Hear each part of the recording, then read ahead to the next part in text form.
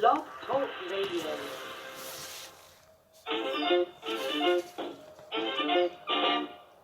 Hey, it's Shop Talk, baby. This is the show where it's okay to be you. We're talking from jail to jail and from the church house to the pimp house. Nothing's excluded on Shop Talk. So if you don't have a phone, I suggest you borrow one. Call in and voice your opinion live every Saturday morning from 10 a.m. to 12 noon. Yeah, that's right, 10 a.m. to 12 noon. Don't forget to Shop Talk with your girl, because right here, we keep it real.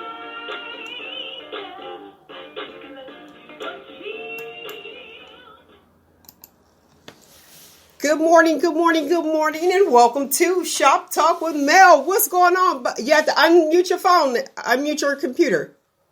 There we go. Bud Love in the building, John in the building. How's everybody? Feeling good. How you doing? Good. Y'all up? I think I might be the only one that's up, huh? A little bit. I'm up a little bit. Just a little bit. Well, I appreciate you coming on the show. Definitely. Like the last time you guys were on Shop Talk with Mel was, I don't even remember. It was a long time ago. I don't remember what year it was. I remember being there, but I don't remember what year it was exactly. I think I was on 1500 then. Mm-hmm. Hey, John. Good morning. No, you was downtown for sure. Yes, right downtown. Well, now I'm all over the place. Yeah. We got listeners in different countries and everything. We doing it up. Do it. I can hear you, but you got your mask on, and that look a little different. Look, I'm like, look. There you go. You ain't playing, huh? Put your take your mute off. We got a little bit of technical difficulty, so please excuse us right now for those who are actually tuning in and hear all the muffle and hear me talking extra stuff that should have been done prior to. So my fault. Look, prior to going live. But this is what we do. Where you going? All right, so what's new?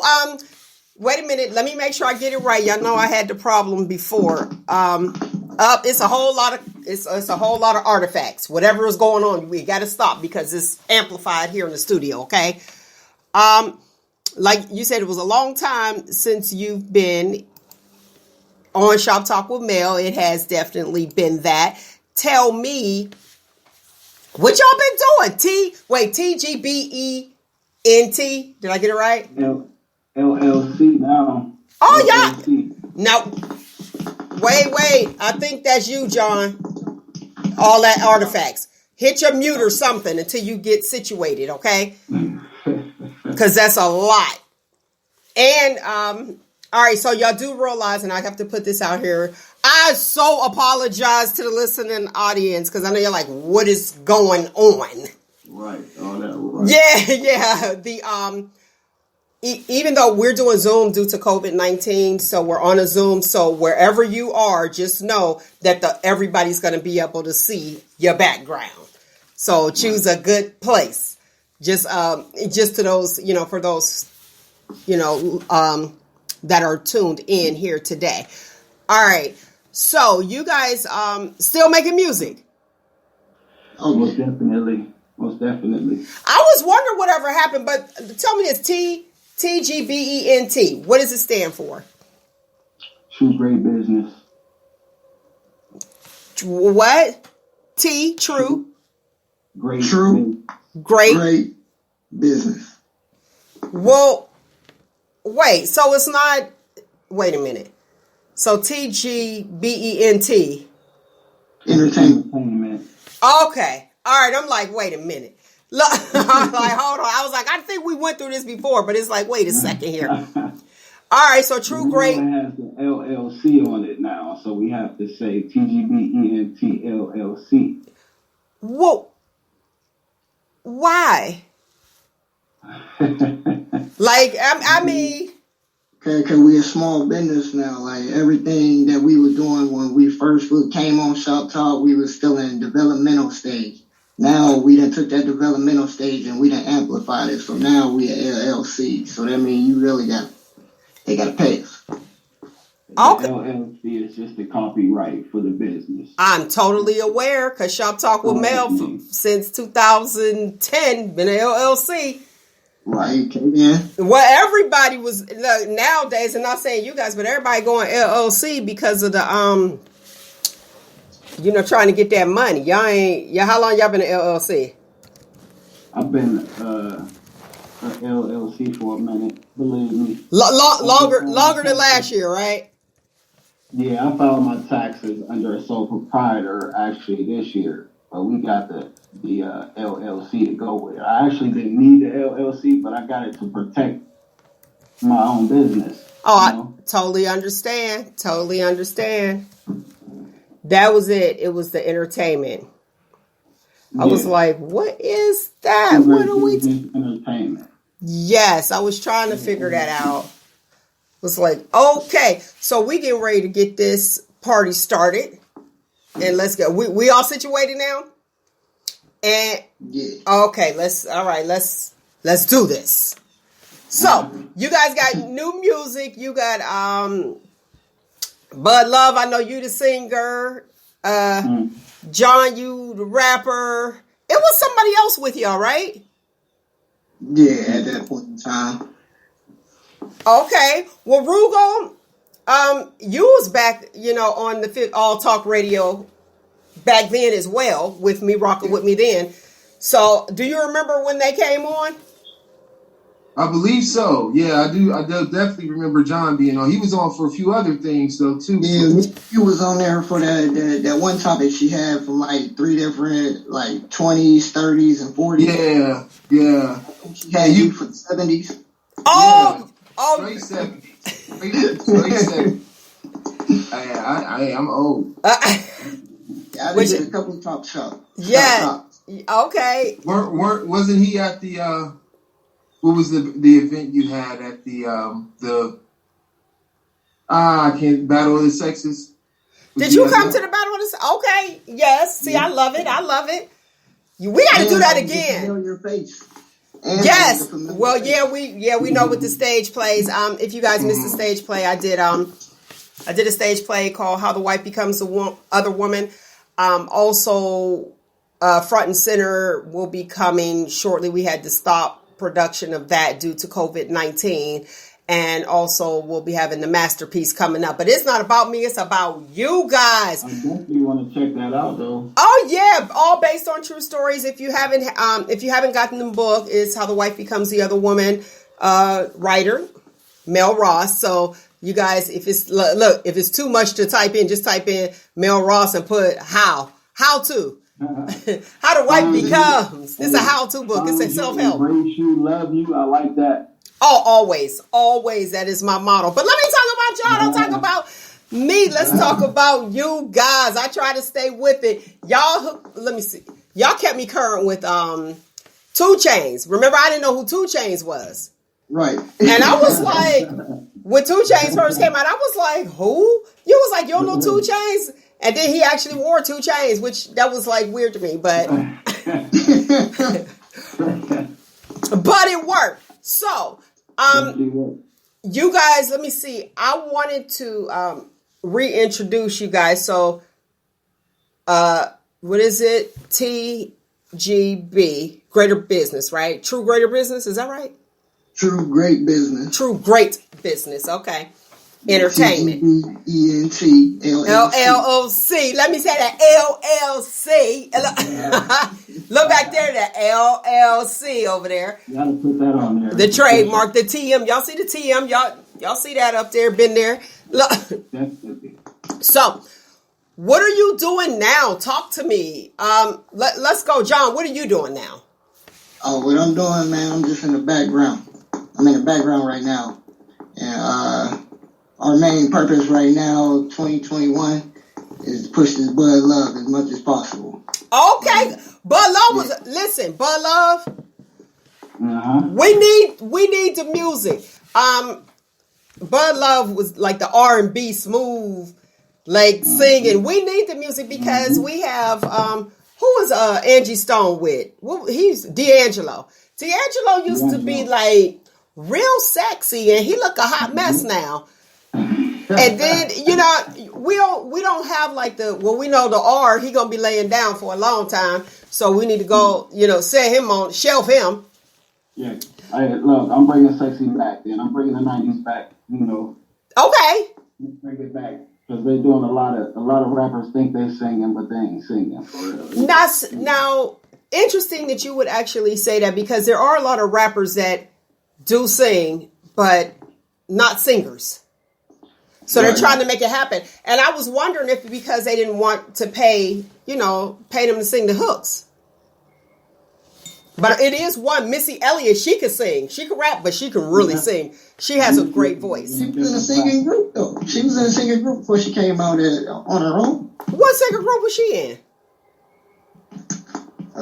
Some singing group. It was her and two of her friends or something like that. Oh, okay, so they started out. Okay, so they started out singing. Okay, she came out as Missy. Yeah, she's a better rapper. Missy's on a different level, though. That's a different level of, Now, you know what? Speaking of Missy Elliott, yes, she's on a different level. I don't know if the listening audience or those who are viewing know that she was in special classes. She was slow, slightly delayed. So, and I used to look in that classroom. I didn't make fun of those people in that classroom. I used to be looking because they always had snacks. There's about 5 of them, and they always had a party every time I would go to the bathroom. I'm like, I want in on that, And she talks about it as well. So just because you may not be in mainstream, I'm using air quotes to the listening audience, you may not be in regular classes with my air quotes. Right. You may be in slow classes, and that's because you need a little more attention to grasp something, or you may be, not skilled as John, the mathematician. You know what I'm saying? And you still can be great in something. So I'm glad that you did bring that up. But when I listen to your music, and you say you're bringing the 90s back, the vibe that I get is that Montel Jordan. You get the Montel Jordan? I get that. I get that vibe. I know he probably, bless God and bless him. Remember he was from the church, and then he was out, and then he went back to the church and sold everything. He wanted no parts. Him. The type of person that, listen, and they still saying this is how we do it. Yeah, they still saying that song. Definitely. And who's getting the money? Party play that song. Right, and who's getting the money? But that tone is missed and it's well needed, and that's why I get those vibes. Not comparing you to as far as like being that person. I appreciate the love. I mean, he made it. I'm just trying to get so fast. He made it so fast, and he did his thing. Who else? Mace. I hear Mace is getting ready to come back out. Remember, he was done with P. Diddy and them and decided he was going to be a preacher and being a preacher. Boom. And then he's supposed to be coming back. Now, I'm not saying, you could be a Christian and still make some money, as all of us. Look, as all of us. Any genre of music. Any platform. And you know what? And speaking of that, even we talked about Kirk Franklin. Remember Rugal? We talked, what was that, last week?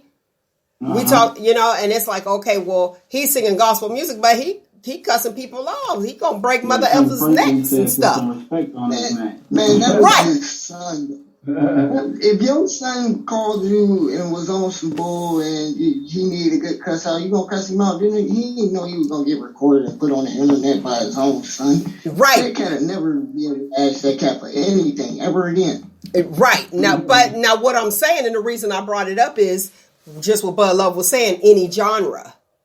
Right. So it's like he's in the gospel genre, and everybody is like, oh my gosh, I can't believe he's speaking that way. But you quick to judge somebody that is in secular music. Right. And it's like, oh, well, I'm a Christian, but I have to portray this way in order to sing this. So that's why I brought that up. It's like, yeah, he is a person. Understanding image is important, though, like, how you perceive, you know what I'm saying? So, like, the image, and, it's because you can't pull it back, you know what I'm saying? So, he got more fans. He got his fan base increased. Oh, definitely. 72%. That's why. Because a lot of people was like, oh, he was on some church, he this, that, and the other thing. But a lot of people was feeling that cuss out. Like, it was a real deal. And it was needed. Needed. It was needed. And you know what? I think that people connect, especially with you guys being artists. They we connect, and I'm not going to say they because it's me as well. We connect off of how we relate to each other.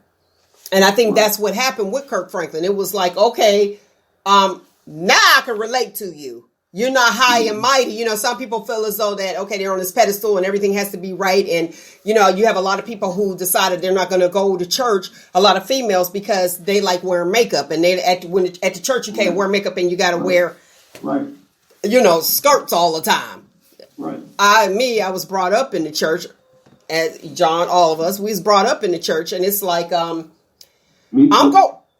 see, all of us. I'm going to wear my stilettos. But I would, my stilettos, I'm going to wear them. I'm going to wear my sandals. I'm going to ride my motorcycle. I'm going to do it all. And you should, too. And it's, you know, because people prejudge. Now, tell me, what's your favorite song off the new album? My favorite song off the new album would have to be Last Call. I liked Last Call. Okay, so the same thing. Now, what was your inspiration? For Last Call, I mean, I went in there and I freestyled that track, actually. Okay. And it took us probably like 3 hours. I had like a 4-hour session. It took me 3 hours to do the song. But I just like the way it came out. We spent a lot of time on it.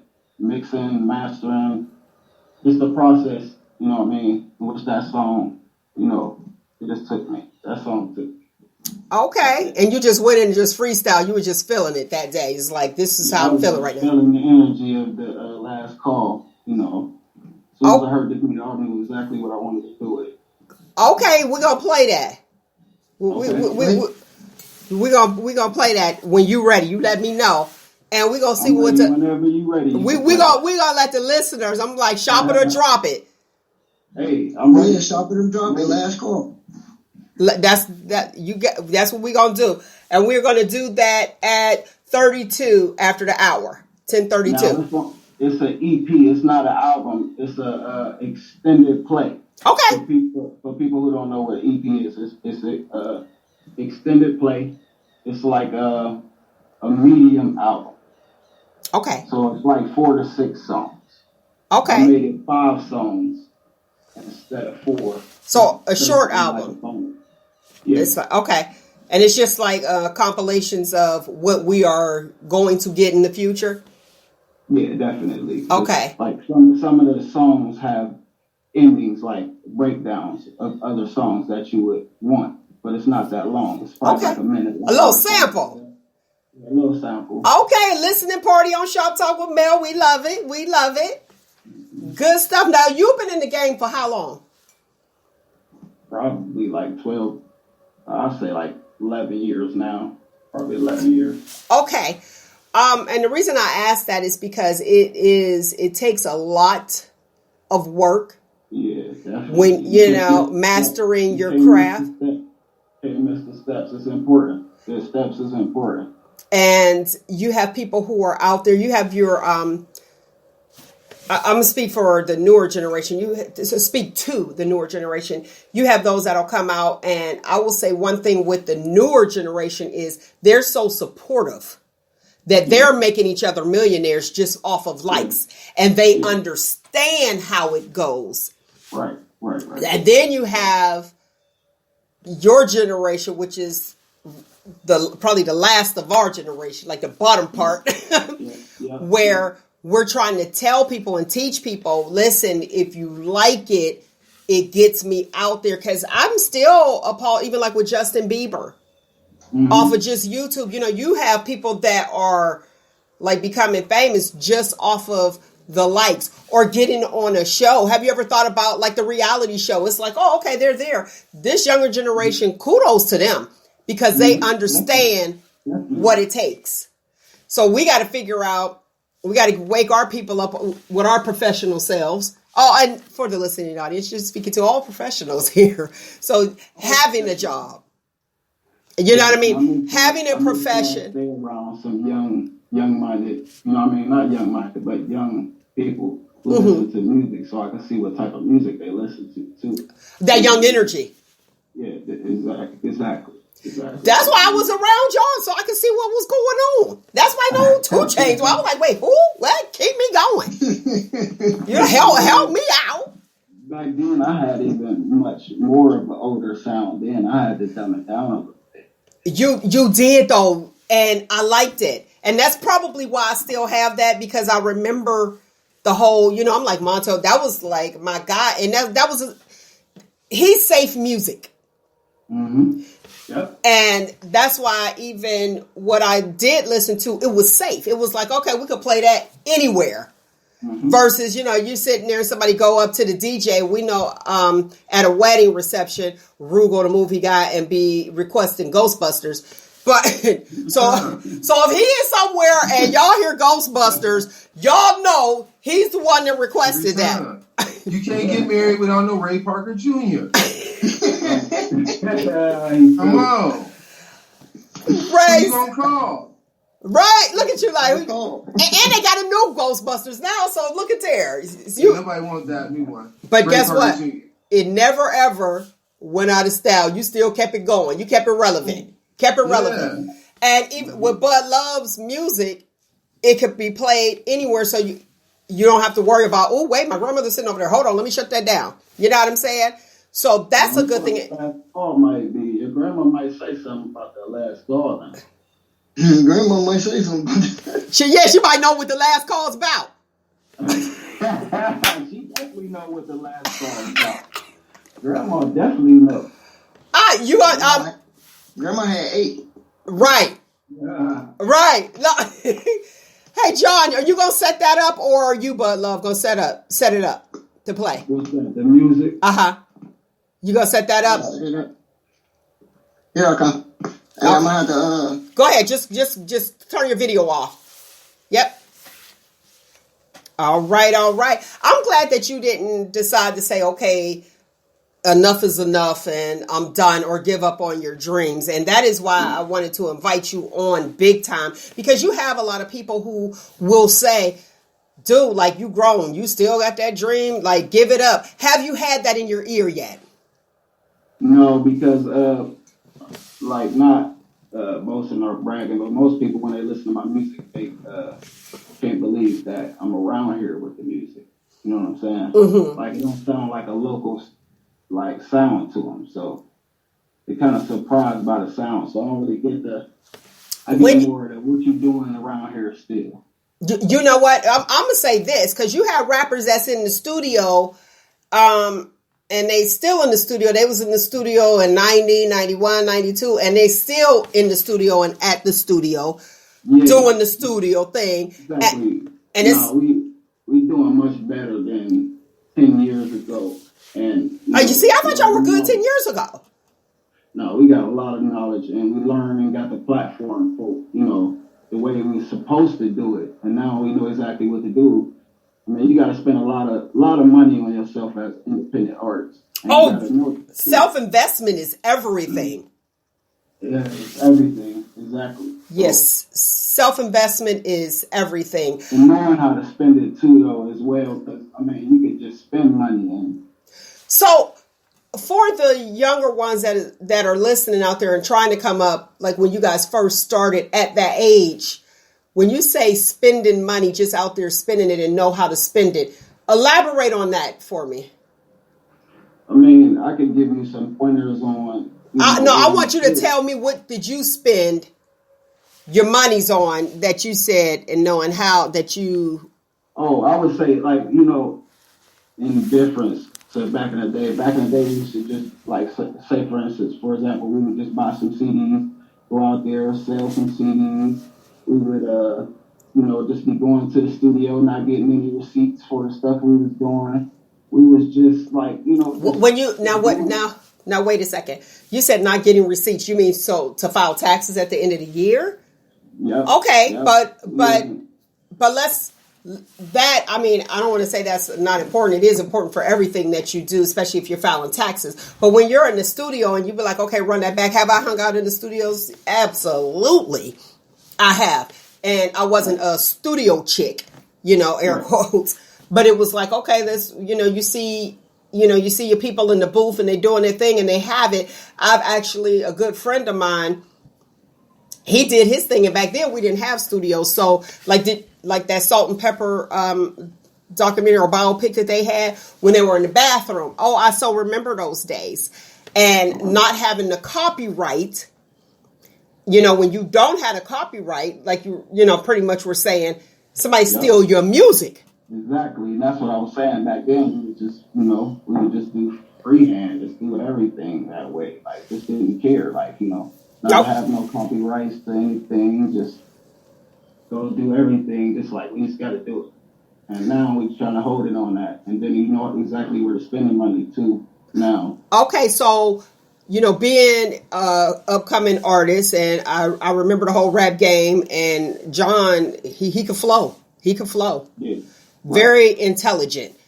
Mm-hmm. And it's, you were saying, I thought it was a perfect pair. I'm glad you guys are still together. It was a perfect pair.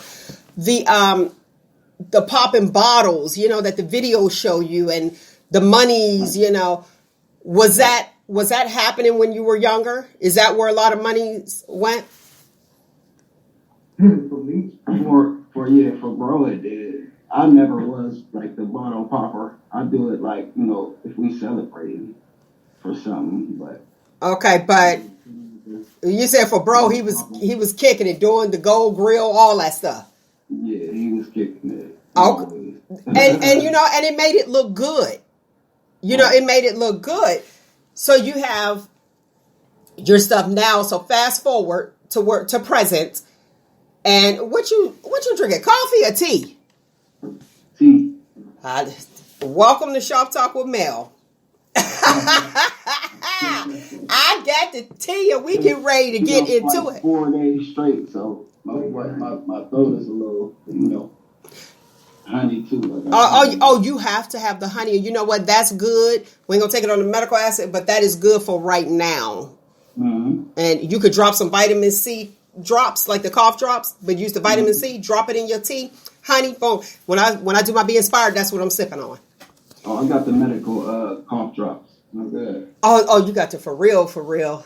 Mm-hmm. All right. Is this song set up? Because it's 32 after. Yeah, it's set up. All right.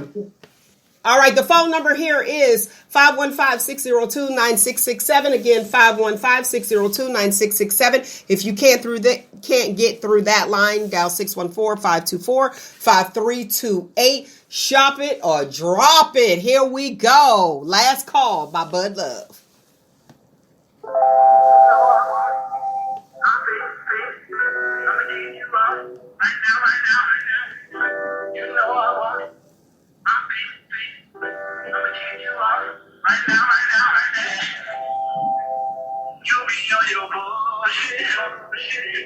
But I had to hit you up. Let's call it right now. Told not to come carry down. Did you know how we go? Don't play. Ain't scared that you like to play. You love when I'm giving you brain. Just put it on my plate and watch me say. You know I will. I'm a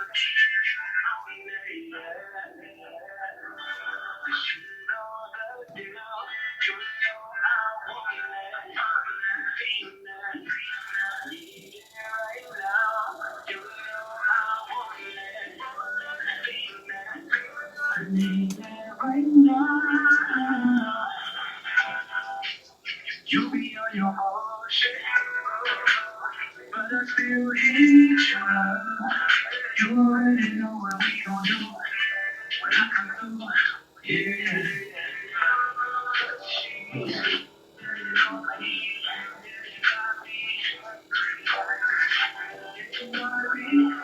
You wanna go deep?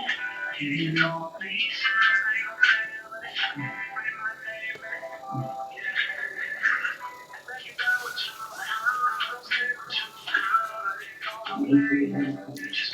I can hear you talking, and I can't hear it. All right, hit pause. Hit pause.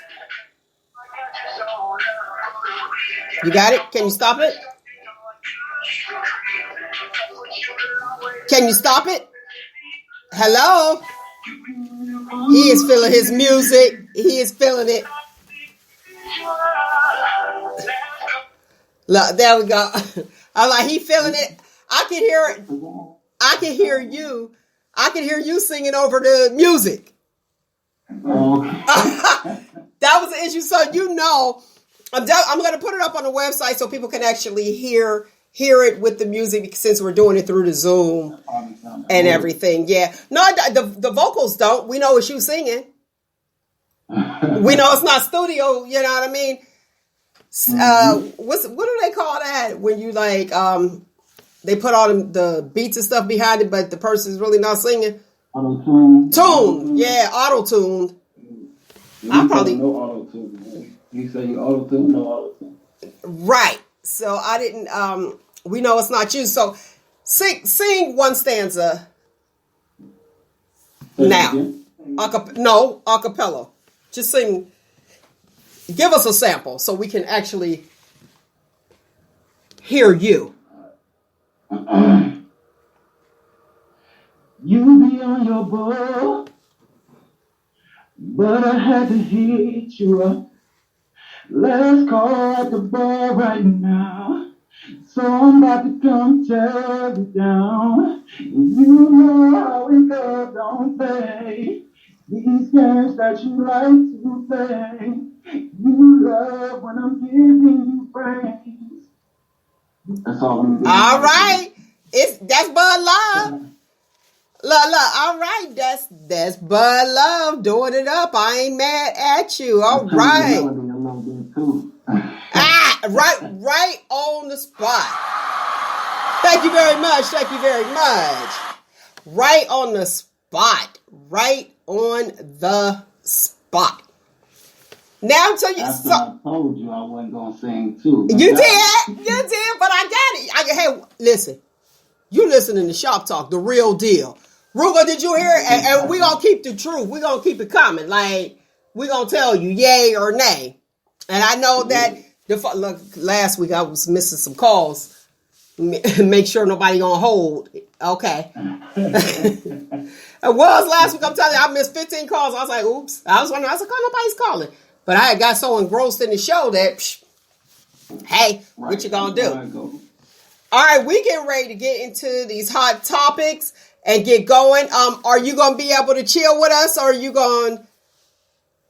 I can chill. I ain't got nothing to do. Hey, okay, he off. All right, well, let's go. Derrick Jaxn. Let's just roll right on into it. Derrick Jaxn. For those of you who don't know Derrick Jaxn, I'm not going to make an assumption that you do. He's a relationship guru, and he is on YouTube. Yeah, look at Rugo. Rugo had to get it like, come on with it. Because I'm like, at first I'm like, who is she talking about? Who, my cousin? You should have been like, Jaxn. Oh, yeah, Jaxn. Yeah, Jaxn. Yeah, Derrick Jaxn, relationship guru, YouTuber. He's exposed for serial cheating on his wife. A lot of people didn't know that he was even married. So he cheated with several other people on his wife. So my question to you guys, since I have go ahead, Rugo, what you got? You got to explain though that he was famous for trying to say what a good man is. Okay. And a good man is not a cheater. And a good man it's about commitment, dedication, and all that kind of stuff. You gotta say. I have to disclose everything, huh? You gotta say why the egg is on the face. Okay. Yes, he was. A lot of women were happy to hear from him. Logged on. He had so many followers, and I'm gonna say the word "had." Y'all heard me right? HAD. So many followers because he was saying what a good man is. Be committed. Yes, Rugo put it out there. He did. You got to. And because if you just put it out there like a YouTuber cheating, you gotta say why he out there. And you know what? Because we did talk about him him before when John Gray had his stuff. And then John Gray's wife ended up coming in addressing him when John Gray was cheating on his wife. So yes, he's known too for exposing people for their cheating. However, he cheated. I didn't even know he was married.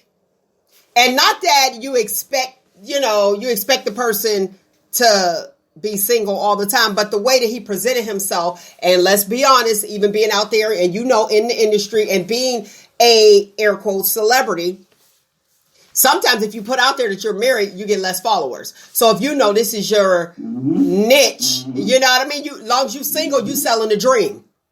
And it's like, I got this because I'm selling a dream. Understand. I will tell you. Yes. The image. Yep. Yes. But you know what though? Honestly, even like with myself, as if I'm single, my base is, because I hate to say fam, my support base is majority men. And you hear it's like, oh, okay, well, they hating. Oh, well, other females won't. I do have my lovely females that's out there that's rocking, because we all got one thing in common, and that's to see our sisters elevate. So those that rock with me, I love you. Look, I love you for listening. But for men, do you have the same issue? Do you have more female, a more female support base versus male support base, especially Bud Love? I do. I have. Yeah, definitely. I definitely do. So, well, you might have some men out there be like, yeah, tell my last call. You be like, okay. But that's cool as long as they stay back there. Right. Now, who was the R&B singer? Was it Raheem? Well, I think it was Raheem, and they were talking about because he performed for, there was some gay event some years ago, and people was tripping because he performed for him. He's an entertainer. What difference do it make? So pretty much like you said, Bud, hey, you there, you support, thanks, I appreciate you. But you know how far, you know where you wanted to go. Yep. If you're getting paid for it, you got to handle your business. Yes. You got to handle your business. And are you a performer or not? That's it in a nutshell. And that's how you separate the professionals from the non-professionals. And let's just put it that way. But yes, Derek Jackson, just like Rugal said, he was like, no, say exactly what it is. Yes, he condemns people, and he talks about how people should have a good man and a faithful man and all that other stuff. Well, anyway, some woman ended up coming out the woodwork and saying that she had an affair with him. So what he did, he spoke, he had his wife with him when he addressed us, the public. I guess he owed us an apology. No, you owe your wife an apology, and that's who you need to be speaking with. But she was on there and she had a bonnet. So here's what's really interesting. And this is how we do. And it wasn't no men that said anything. Women sitting there like, why she got that bonnet on? You are there. Her husband cheated on her, and you focused on why this child got a bonnet on. and he got on a tight fitted shirt, a thought shirt. You know what I'm saying? Like, stop it. He got on his attention to what they can see. That's why. But attention to what they can see. Right, but not even focusing on the fact that, okay, he had his wife there, and the way that she looks, and I was going to set this up, but it'll be on shoptalkwithmel.com, and you guys can see what I'm talking about, because I did put that, that clip up, where he was actually talking about how he had her hand, and then he said, I told my wife, about all the women I even spoke to, I did this and I did that too.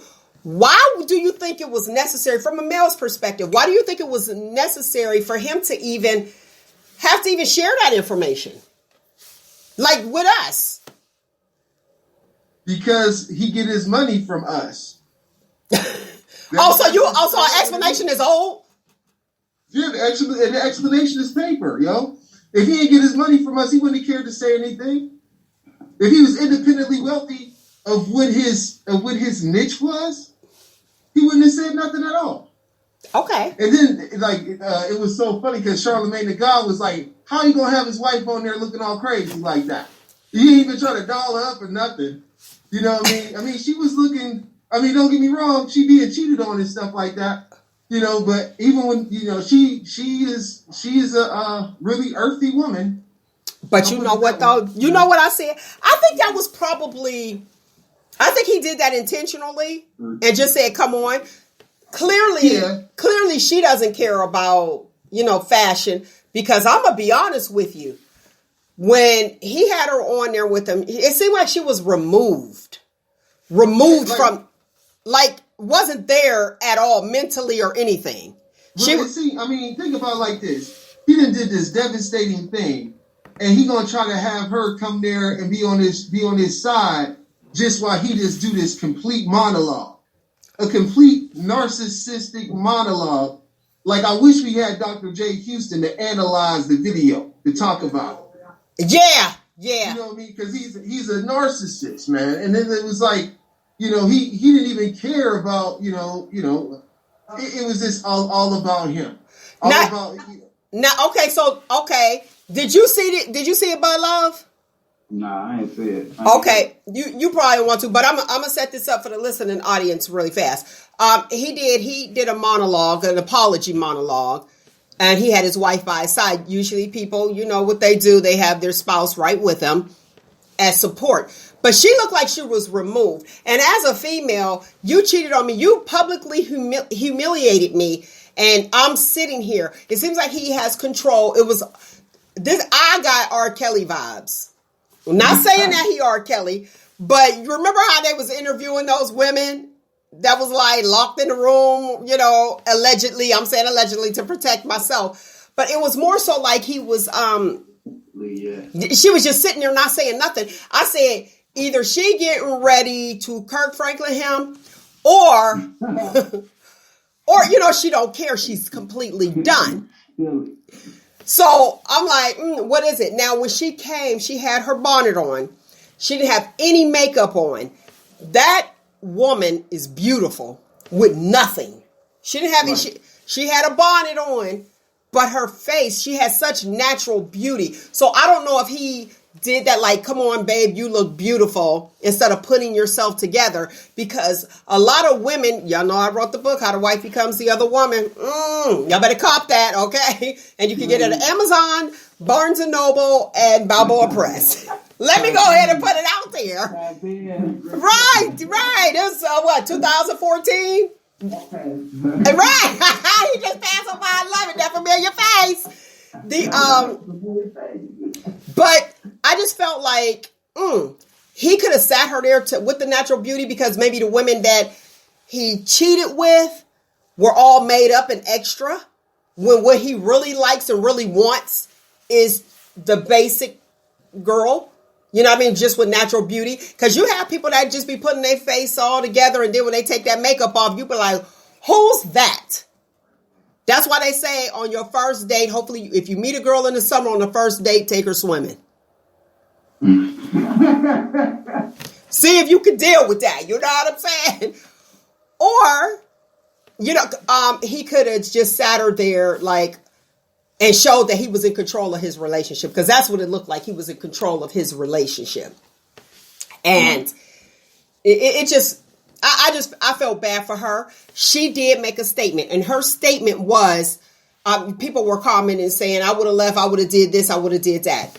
Hold it. Let me say this. When you are married, it's a totally different thing. And I can actually say this, because been there, done that, okay? You got 2 souvenirs to let you know. They 23 and 25 now, okay? However, it's easier said than done. When you are married to somebody, to up and leave, you be like, okay, wait a minute. If I leave here, then I got to pay bills. That was what was going on in my mind. My mind was, I got to pay bills. Okay, so it's going to be totally me if this is done. When you have a family, I don't know if they have a family, but still, it's easier said than done. And what she actually said was, I've already left, when she heard about it. She said that she already left. She said, just to let you guys know, I already left. To me, you don't owe the public an explanation. Talk to me, Bud Love, as a male, and let's say you're in a relationship. And if you stepped out of the relationship, do you feel as though that you owe society and explanation, even if society is paying you, just like Rugal said. Not at all. I don't believe in being in nobody's business, and I don't believe in nobody being in my business. But as far as like me, I know everybody's gonna be in my business, so image is important for me. So what I put out, like I said, the people around me gotta be real on their toes. Seriously. Okay, so what type of female would you be looking for? Just somebody. Being, what'd you say? Just somebody who got their stuff together. Okay. Don't need me for nothing, really. Oh, okay, already eating and you just be an addict. Yep. Okay. We can work together as a partnership. You know what I'm saying? Okay. Is there a physical or a mental? It gotta be a physical thing at first, but ultimately it's a mental thing. You know what I'm saying? Because the physical thing's gonna fall. It's gonna fall. Okay. So you're going into it with the physical thing, but it definitely has to be a mental attraction. I ain't saying that because, I mean, I guess it depends on how old you is too and how many situations you've been through. But I think at this point in my life, I wouldn't be looking for something that wasn't serious. Okay, so in relationships from a male's perspective, what's your age bracket? I wouldn't put no age bracket on it, but I would say I wouldn't mess with nothing like 20. I would say like 21 and down. Okay. So 21 and over is your range. Yeah, definitely. Oh, you like the cougar? Huh? You like the cougar? You said I like the cougar? You like the cougar? Oh, I'm a cougar. Yeah. Yeah, you ain't into cougars? I ain't that old. Oh, you say I'm into you, yeah. Oh, yeah, I like old ladies. Oh, okay. See, let me say this. Ladies are sexy too. You said older ladies. Now, here's what's interesting, gonna crack you up. Some of us in certain age groups, we get offended when somebody call us a lady. Why? Because that means we old. For real? Listen, my sister, somebody called my sister a lady. My sister, and I put her business out there, she gonna be like, for real, Mel? She was upset that somebody called. She was like, who's she calling a lady? So I was like, that's nice.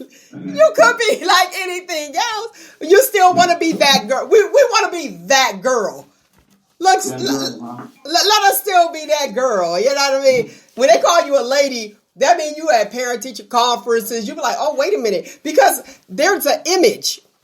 Like the image of a lady in my mind is a nice T-length skirt.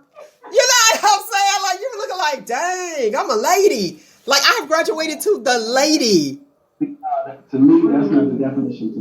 For me, it's like this is somebody who like nice, like, you know what I mean? A woman who like nice things. Yeah, it's respectful. Like, you know what I'm saying? Like, yeah. It's a lady. It's respectful. And that's why it was so funny because I'm like, yeah, you crossed over. You're that lady. She's like, what you calling the lady? You are now the lady. You are now over 40. You are now the lady. When I say girl, I'm referring to my daughter. You know what I'm saying? Like, that's my girl, my baby girl. You know what I'm saying? And now that's nice. All right. For the people that are in my age group, understand, lady is a compliment. Don't get upset. I think it's that like some people are afraid to go to turn 50 of growing old. And they be like, I am the lady. Look, can bake, can do all the other things that ladies do. But now I am the lady in the picture. You know what I mean? In the school book, the lady. It's probably because they've been out of dating for a long time. That's probably what it is. Their confidence is shot because they've been out of dating for a long time. You be like, no, I'm still cool. I'm still with it, right? That's why you got to surround yourself, you said, with some of them younger people to get some of that young energy. Exactly. See what's going on. See what they talk about. Well, they did a poll on dad bods, and they said that dad bods are in. Oh, dad bods is definitely in. You got the big belly and the skinny neck.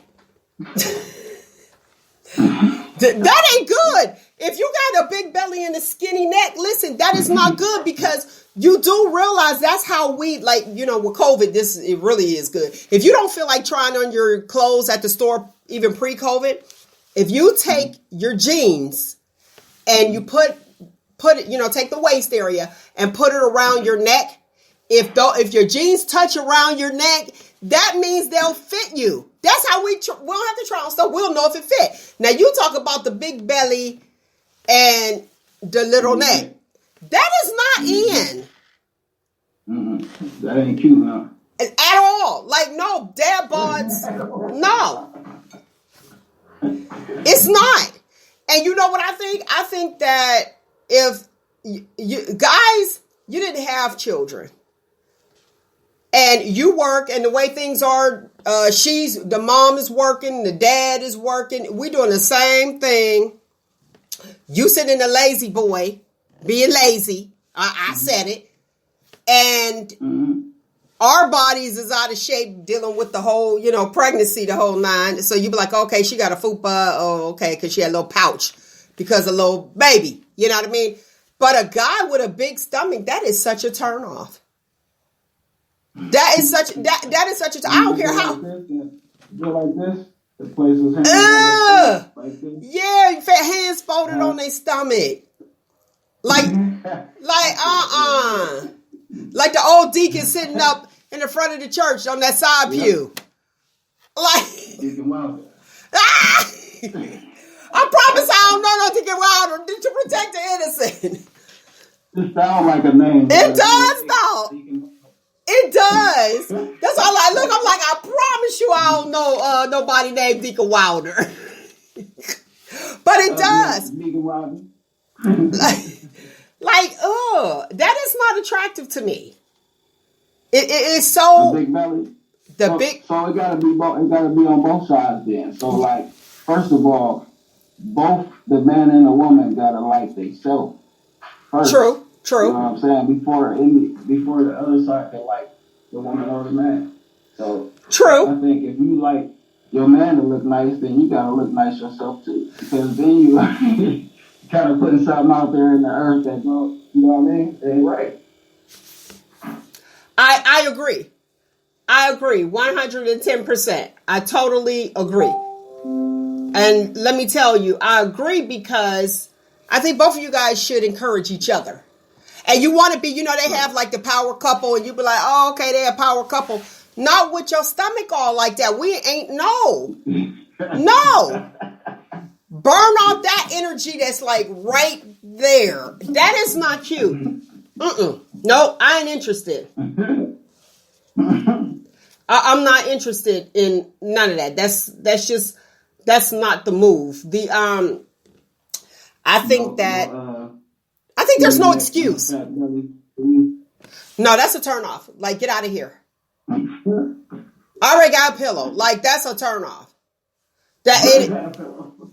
It's a turn off. And like, if you look down and you can't see your joint, keep it moving. It's over with. Keep it moving. It's over with. Like, it's unattractive. So, and I'm shocked that so many people, they're into dad bods. You got a dad bod and you don't have no job. That's why you got a dad bod right there. But if you don't have no job, if you don't have a job, don't you have time to work out? Instead of spending all the time in the studio, I'm going to need you to spend some time in the gym. That is his workout. He work out while he's throwing those Pringles in his mouth and those hot pockets. You said hot pockets. I ain't heard hot pockets. They still sell those? Yeah, I don't know. Yeah, my kids eat them. Do they? Like, that's nuts. Like, okay, let's look at Beyonce, for instance. Beyonce is a singer. Her job is to look good. So she go in the studio, she can go to the gym. Just like the same. If I didn't have to work, I'd be tight because my job will be to look good. Like you said, it's an image. Right. Let's go with like the Kardashians. And I'm going to say that just with Kim because everybody know who Kim Kardashian is. We know how she got started and how she became popular. But they made it work for them, okay? but she's known for how she looks. Right. Get it together. Now, we're going to move on to Miami Beach. Did you see what was going on in Miami Beach for spring break? It's always wild on spring break. Oh, I think everybody's just so tired of the pandemic that we had that, Oh, yeah, definitely. that everybody was in Miami. Rugo, did you see everybody in Miami? I didn't see it, but I heard about the how they wanted to shut things down and how they went about shutting things down. It was so packed. They showed the footage. It was crazy packed. And half people, actually most of the people didn't even have masks on, but I don't think the mask would have even worked how close they were. That was just not okay. Yeah. The issue I heard that was going on was that the police there were trying to get people to disperse, so they were using a whole bunch like pepper spray or things of that nature. Yeah, And, trying to get people to go. They kind of felt that it was sort of discrimination because it seemed to be more on black and brown folk. All right. I'm gonna ask this question. I'm gonna ask you guys this question. Then we're gonna be done with the Derrick Jackson thing. You okay? Is it? And it might sound like an oxymoron, but if you know you're a celebrity, if you know that you do reality, if you know whatever it is, if you know you are the man that you most wanted, and you cheat, you get set up to cheat because there are people that pay people to have affairs with you. Is that still considered cheating? Mm-hmm. Yeah, it's considered cheating. I would say it's cheating, but both of them wrong though. See, I'm trying to, if you're set up, like your mission is to go and handle your business and do what you're doing. And then somebody's just throwing themselves at you. I'm not a guy, so I don't know. But somebody just constantly throwing themselves at you. You a woman. You should know more than a guy. I don't know. How many times, like they say it's a normal world, you walking around, how many times have you hit on? A lot. But let me tell you this. Okay, so how is that different? But, that's probably why I wrote the book, How the Wife Becomes the Other Woman. I can teach you. Come on. Listen, but here's the no, this is it though. Cheating to me, I would be more offended and more hurt and devastated if you are in a relationship with one individual for a long period of time versus having sex with somebody. Because that's just sex. That's what women always say that too. Because that means they got your mind. That's the baby boy line. That's the baby boy line. When he said, I don't love these women. Oh, yeah, he did say that. He did say that. Baby boy did say that. But honestly, but I mean, when you're younger, yeah, you devastate. Like, I can't believe you slept with her. But I mean, I don't know. So I'm glad I got you guys on here.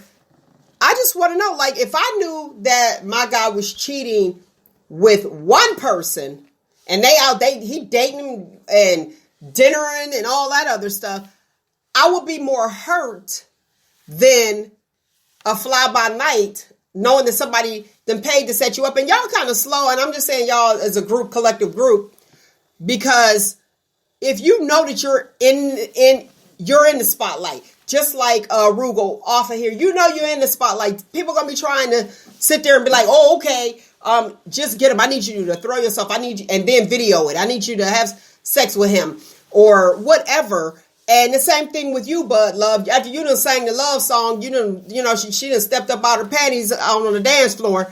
So, and they like, okay, here you go. A few ballads because the music will have us somewhere else. Right. And you get set up. Are you going to call that girl back tomorrow? Do you plan on having a relationship with her? I mean, help me. Rugo said cheating is cheating. Yeah, I'm finding it hard to see the setup part of it. Like I can see if somebody like lied and they were underage or something like that, then that seems like a setup. You know what I mean? Or if someone had a disease and they didn't tell you about it, that seems like a setup. But if you just, if all the rules are in place where everything is like legit, legal, if you will say, and you just happen to succumb to that that lusty To side. those advancements. Yeah, I mean, that's just, I mean, you just cheated. Now, I ain't trying to say that you're good or bad for it, but this guy was making a living off of condemning people for the sin that he was actually doing. So that becomes a whole other thing. Okay, yeah, I got you. You on point. I see. Would you listen to him, or would you expect people to listen to him anymore after what happened? I mean, like to me, like this is what I'll say. People might get mad. But remember when Steve Harvey came out with those books, or the book and the movie, how to smell like a man, act like a woman? You said smell like a man. Whatever the book was, whatever it was. Act like a lady, think like a man. Talk about some smell like a man. I can't if she smell like she better with them there oils, not the balls. Basically he was like secret, you know what I mean? Strong enough for a man, but made for a woman, or whatever he was saying. Shit, I don't know.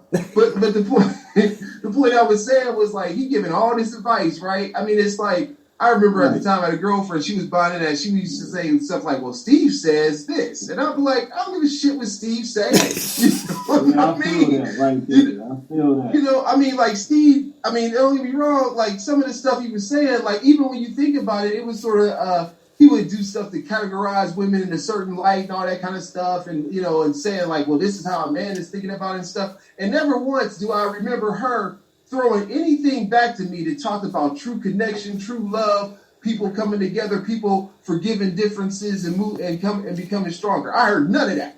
I just heard categorical nonsense that, in my opinion, gave more issue to division than togetherness. That's just my perspective, right? Okay. And then with this guy, you know, it just kind of felt like he found his thing and he was going to drive it until the wheels fell off. And he knew, like to say these women meant nothing to me, it was just sex. Well, you could have just had sex with your wife. Okay. Right? I mean, it's just sex. You could have just had sex with your wife. So it was something else there that triggered that whole thing. And I ain't trying to say that he's a bad guy. Well, yes, you are, but go ahead. No, I'm saying like this. Okay, if you get a guy that cheats, the issue I'm saying he may not necessarily be a bad guy, but the thing is that there's something there that caused him to stray. Whatever, if it was just him wanting that, then it was simple as that.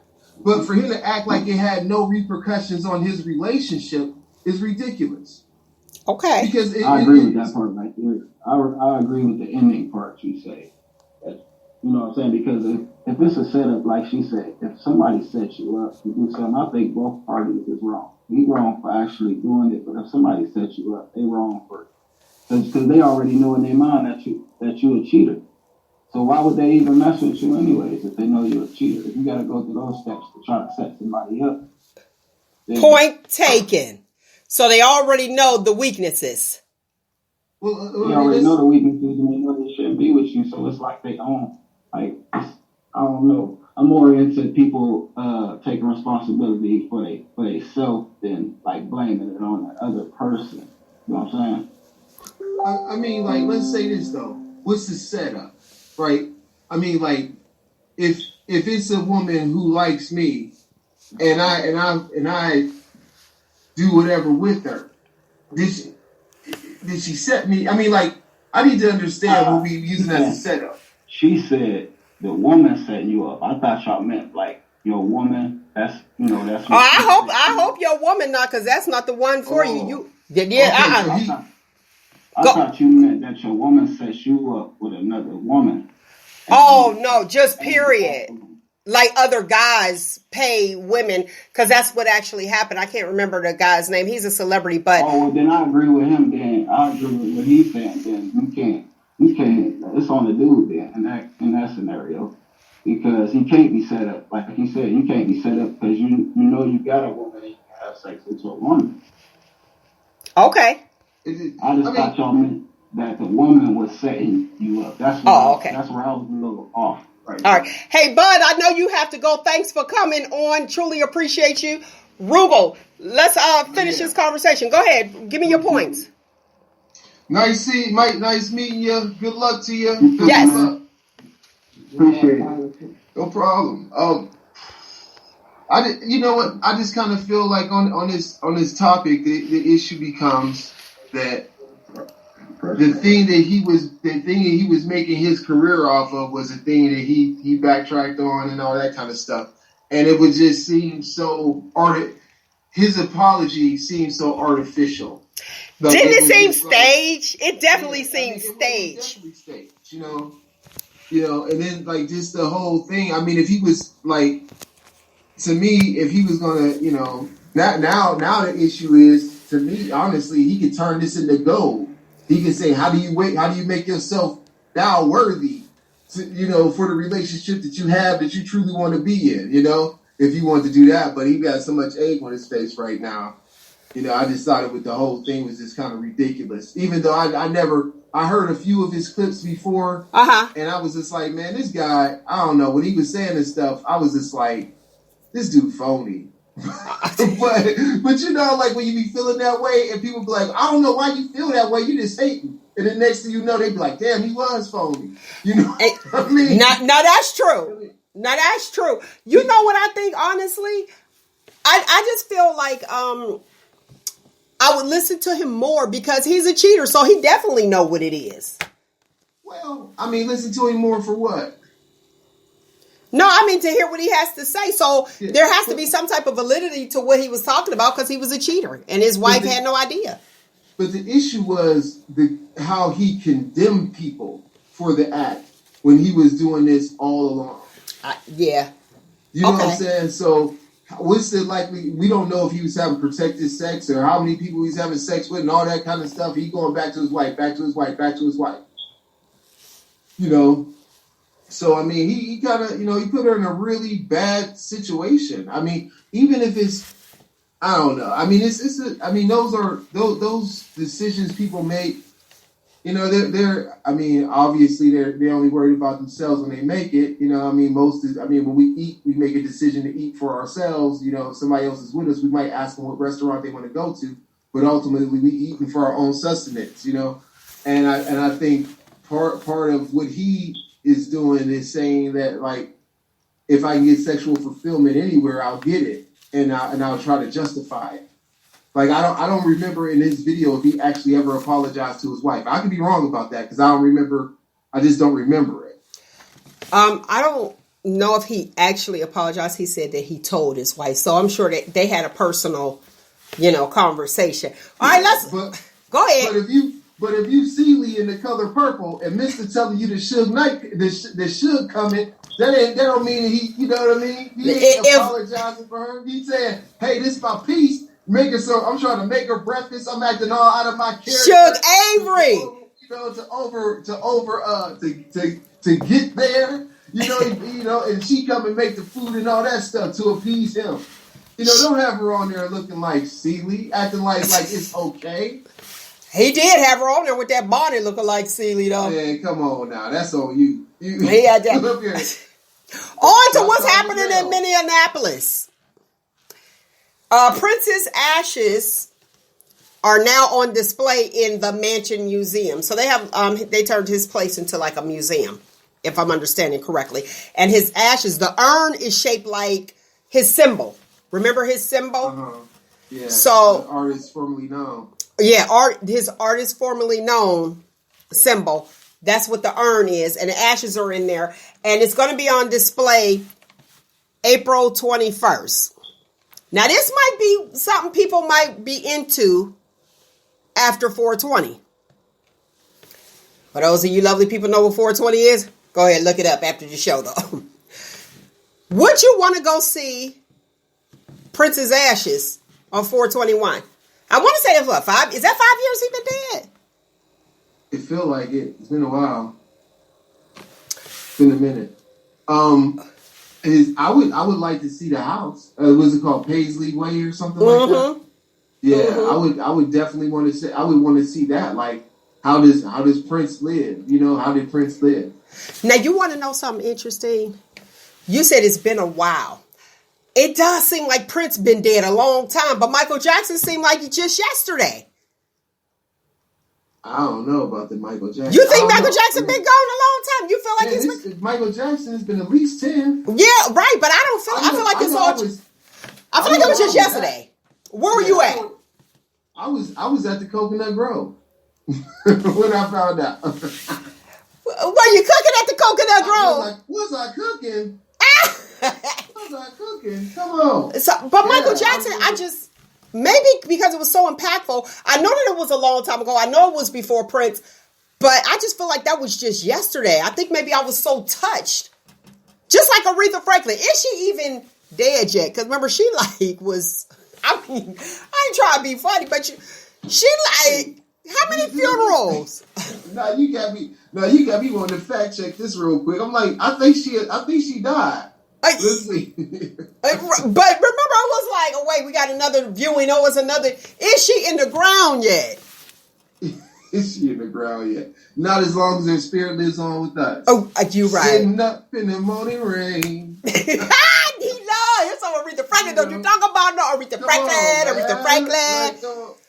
Let's see. Is she dead? I'm pretty sure. I think she died in 2018. Yeah, we know that, but is she in the ground? Is she still on tour? Right. Because listen, God forgive her. They did.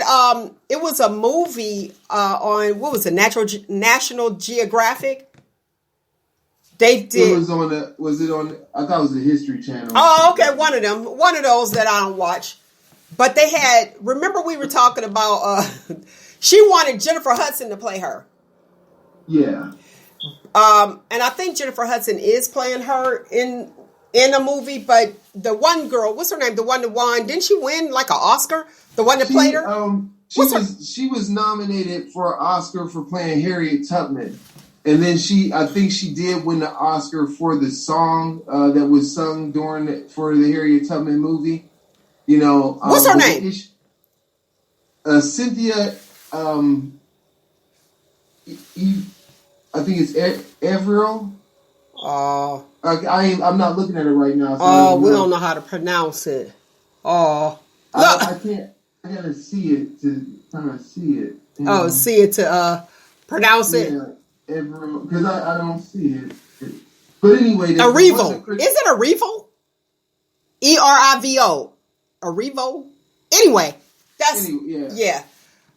Okay, so I was gonna say part of the criticism was it was like, hey, why y'all giving all these like African American history roles to like all these people who ain't African American? You know what I mean? Like that was a huge issue. Like people was like, let them be their people over there. Like this is the only thing we got. Y'all gonna let us do the roles? You know what I mean? And that was a controversy. That was out there. Like for example, you had was it David Oyelowo? He played Martin Luther King in Selma. And how did you feel about that?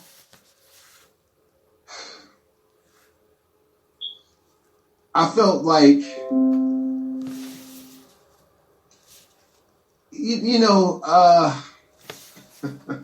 okay.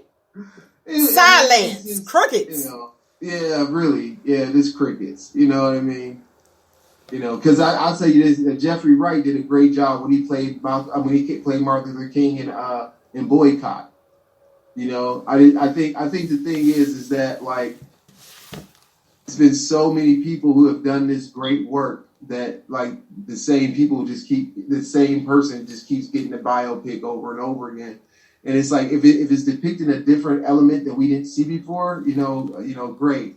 And I think all of them had their own element of that. So that's a good thing. But sometimes it's just like seeing it from the person that was on the side.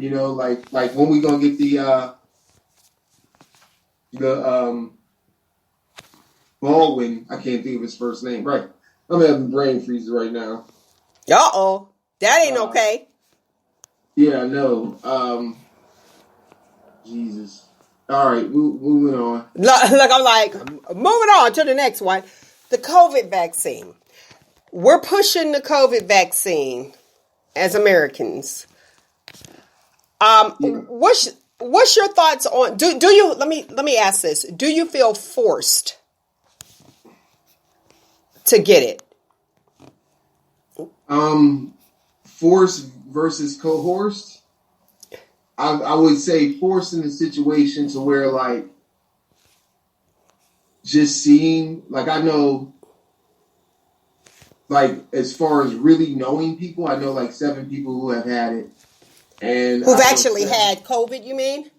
Yeah, probably more. I've ran into more people who have had it, but out of people that I actually knew, you know what I mean? Like, had a conversation with at one point in time, I would say 7 of them, and out of that 7, 4 of them died. So, you know, when you think about that aspect of it, and if there's something you can do, like, okay, like, for example, the shot, I mean, that's for you, you know, of course, but the mask is for others.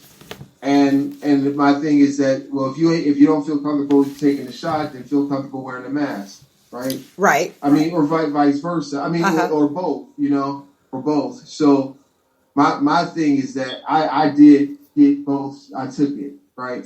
And I continue to still wear my mask because, you know, I would feel terrible if I was to transmit it to somebody else. Okay. So even with the little bit of information that's out there about the vaccine, you went on and did it just in case? Well, my reasoning was this, is that the measles vaccination was the second fastest vaccination that has ever came about.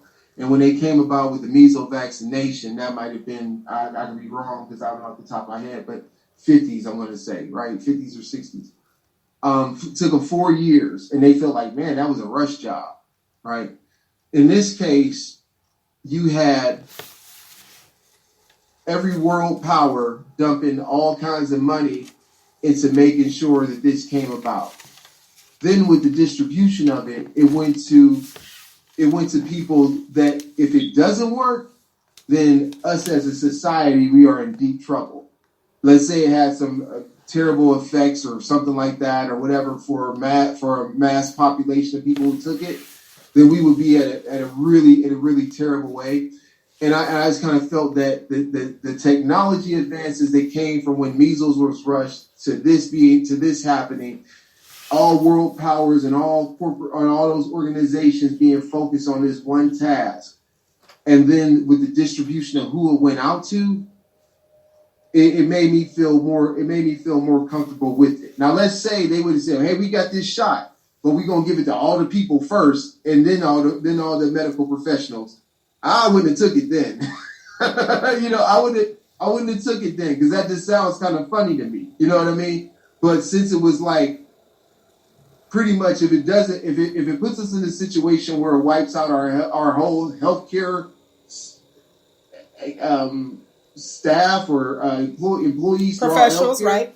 Yeah, I mean, like, think about that. Like, there's been millions of healthcare professionals that have gotten this, right? So if it doesn't work, or if it had really bad negative effects, then I think that we would have probably seen some things. And don't get me wrong, like 5 years from now, you might see on there, hey, if you took the Moderna vaccination, you know, call us. We have a class action lawsuit. You know, people need to pay. You know, and everybody get 50 cents. Yeah, that could really, I mean, you know, that could be a thing. You know, but when I took my shot, I noticed that there was a paper saying that the government would take some level of responsibility for if you took it. I'm still waiting on reparations. You? You know, I'm just saying. And since you let the government take responsibility, since you brought it up. Well, I mean, that's a whole nother topic of responsibility. Because if that was the case, you know, they'd be taking responsibility on things that are issues right now for underserved, disadvantaged, disenfranchised communities, and they haven't done that. Okay, yeah. I spoke with some people concerning the vaccine. Mm-hmm. Okay, and what I got was some very interesting responses.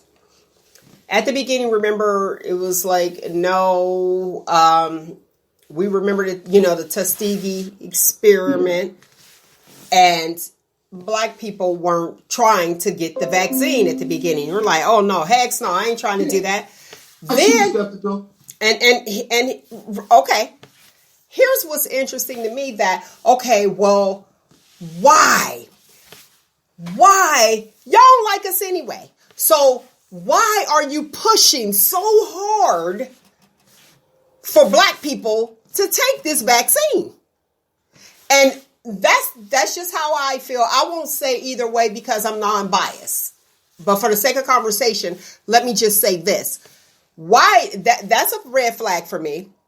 It's like, oh no, we want, and it could be different ways. And I see the wheels turning in your mind there, Rugal. But yeah, I gotta get a paper, write this down. Yeah, write it down. Why are you trying so hard? You like adamant. We need black people. We need the African American race to get this vaccine. I'm thinking that this is just my thoughts and not the thoughts of the people on Shop Talk with Mel. So let me be clear. But that makes you wonder. It's almost like, give it to Mikey. He'll eat it. Like, why do you want me to do this? And then you want to put blackface, and I'm using this term, not the actual blackface, but put a black person that you believe is a leader. So you have your pastors, your mayors, your governors, people in leadership or celebrities that you look at, to me personally, as us being sheep. Oh, they'll follow them. So if they get it, then guess what? The black people will get it. And I just, that's just my thoughts. Like, what's really going on? Yeah, well, the thing is, I think like this. I think. Okay, wait, and let me finish this, because and then you could go right ahead. And so I'm like, So I have this thought in my mind. My thoughts, you already know it's about to be something. And then you have people working. So now they're working. So they're like, hey, if you need to get the vaccine, call me. I'll schedule you an appointment. And I have a few friends that are doing that. And I'm like, I'm in the health field, like, boom, thanks. But we it's handled, you know what I'm saying? And it's like, why are we pushing this? And since it's a benefit to you, so now this is what you're doing and this is your job, let's get this vaccine. Do you really believe in that vaccine? And so in my mind, I went all the way there. I said, I wonder if this is how it was when that nice cruise ship in 1619, is that how they got on that cruise ship? Was this how it was sold to get on that lovely White Lion, the name of the cruise ship, to go to Virginia? Is this what happened? And it sounded real good, and then all of a sudden, poof, we're here, and there's slavery. Well, you act like they came over in a cruise ship. I'm calling it a cruise ship. That's why I don't go on cruises. I'll call it that. But yeah, but you act like they were like. You act like they were like, hey, we got these like pina coladas on board. Come and get a drink. That's the only way I'd be getting on the boat. Yeah, so I know it wasn't, They so you tell me they wouldn't just showed the people shackled and like we just gonna put them there. On their backs, side by side, not getting out to relieve themselves. How? I mean, like, come on. But we were kings and queens. So who talked them into it? People probably. People that probably look like them, look like us. Yeah, but I don't think it was like, hey, let these people put you in shackles and take you. No, I think before you knew it, you end up being in shackles, and you're like, wait, what happened here? This is not what I signed up for. So that's where I'm going with that. That's just my thoughts. A mind of imagery. But go ahead. So what's your point? I just think the thing is, first of all, like, if President Obama taking the shot is different than, I don't know if some celebrity took the shot or whatever. LeBron, since they gave him flack, because he didn't tell if he did it or not. He did. Well, he don't necessarily have to. And that's how he felt, and they slammed him. Nobody has to tell you, what I mean? That's your own health business. Right. You know what I mean? And then the thing is that, like, LeBron can live a life in a bubble. His whole occupation was put in a bubble. Where it was like, hey, let's just test everybody. Let's just do all this stuff, right? I mean, he's a different. That's an elitist, So would it matter? You know what I mean? The thing is that when you give it to like President Obama, if President Obama died from it, you know what I'm saying? It's like, hold on, you know what I mean? So there was people was like, hey, this might do this or might do that to us, you know what I mean? So he gave it a sense of validity, being like, hey, the government. I'm telling you to trust in the government on this particular issue. Like we're doing, they're doing right by you on this. So it brings a whole another level of validity. But the issue with the distribution was that there was disparity in the distribution period. So when you looked at the rollout, it only wanted to hit people at first that were a certain age range. Then it helped hit people in certain occupations, doctors, nurses, teachers, right? A large majority of those people who serve in those occupations are not Black and brown people. So just that rollout gives a disparity. See, I see so many Black and brown people in there. Okay. I do. Now, probably 20 years ago, I didn't, but that's all I see. Yeah. Working alongside. You know what I mean? Yeah. I mean, when you start talking, the thing is, there's... But I understand what you're saying. I understand your point. There's still a gap to become... There's not... There should be more Black doctors. There should be more Black nurses, right? I know there's other Black people that work in healthcare. Come to us, Rugal. Come to us. Yeah. Get in nursing school. Yeah, I thought about it. I actually been really thinking about going back to school to become a dentist. Oh, I'll come. I'll come see you because I got this. My wisdom tooth needs to come out. I'm not lying. Listen, I've been throwing back painkillers like Skittles. Wow. And I'm like, it hurts so bad. Like this side of my, it's coming in. But go for it. I will. Oh man, that will be amazing. Yeah, I thought about it. Thought about a lot of things. But anyway, yeah. So the other thing I looked at is like the service area that Black and brown people work in, right? We really, since we have gotten here, have been the backs that have built this country and that maintain it. If it's in manufacturing, if it's in, food service, if it's in all these different areas, those are the jobs that we have an abundance of. And I think they look at that as an overall economy driver. And then the issue is can you go and do your job and be safe? And what does that look like for your home life? The other thing is that there's already so many health disparities when it comes to people of color. If you're in a situation where you get this disease and you have to be in the hospital for 2 weeks, you're looking at financial ruin. I'm just saying, if a person has ever been in the hospital and had any kind of work done, you come out with that bill, and that bill could be devastating. So I look at it as if it can help you prolong that catastrophic health event, then that may be beneficial financially for your family. Unless But the issue there is that we have a healthcare problem. Okay. And if we didn't have this healthcare problem, I think there would still be steps to try to get people the vaccination, but you wouldn't have the disparities that would come with the financial ruin tied to hospitalization or getting medication.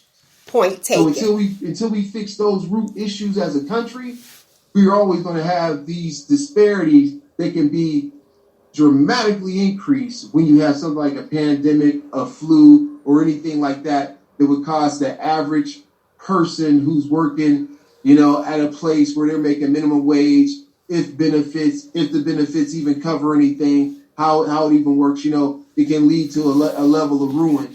And that ruin it impacts your credit, and people are like, how did you get from COVID to credit? I got it, but go ahead. Yeah. So those are the 3 points that really resonated with me. And the other thing is that I think like years from now, or maybe a year from now, whenever the information comes out and is relevant, we can see, what was the impact of COVID per capita with certain demographics, and then what was the government's response to that? The government doesn't want this to be a Katrina level event for minorities across the country. Okay. Let me say this to the people that may be tuned in and listening, and you're on the fence about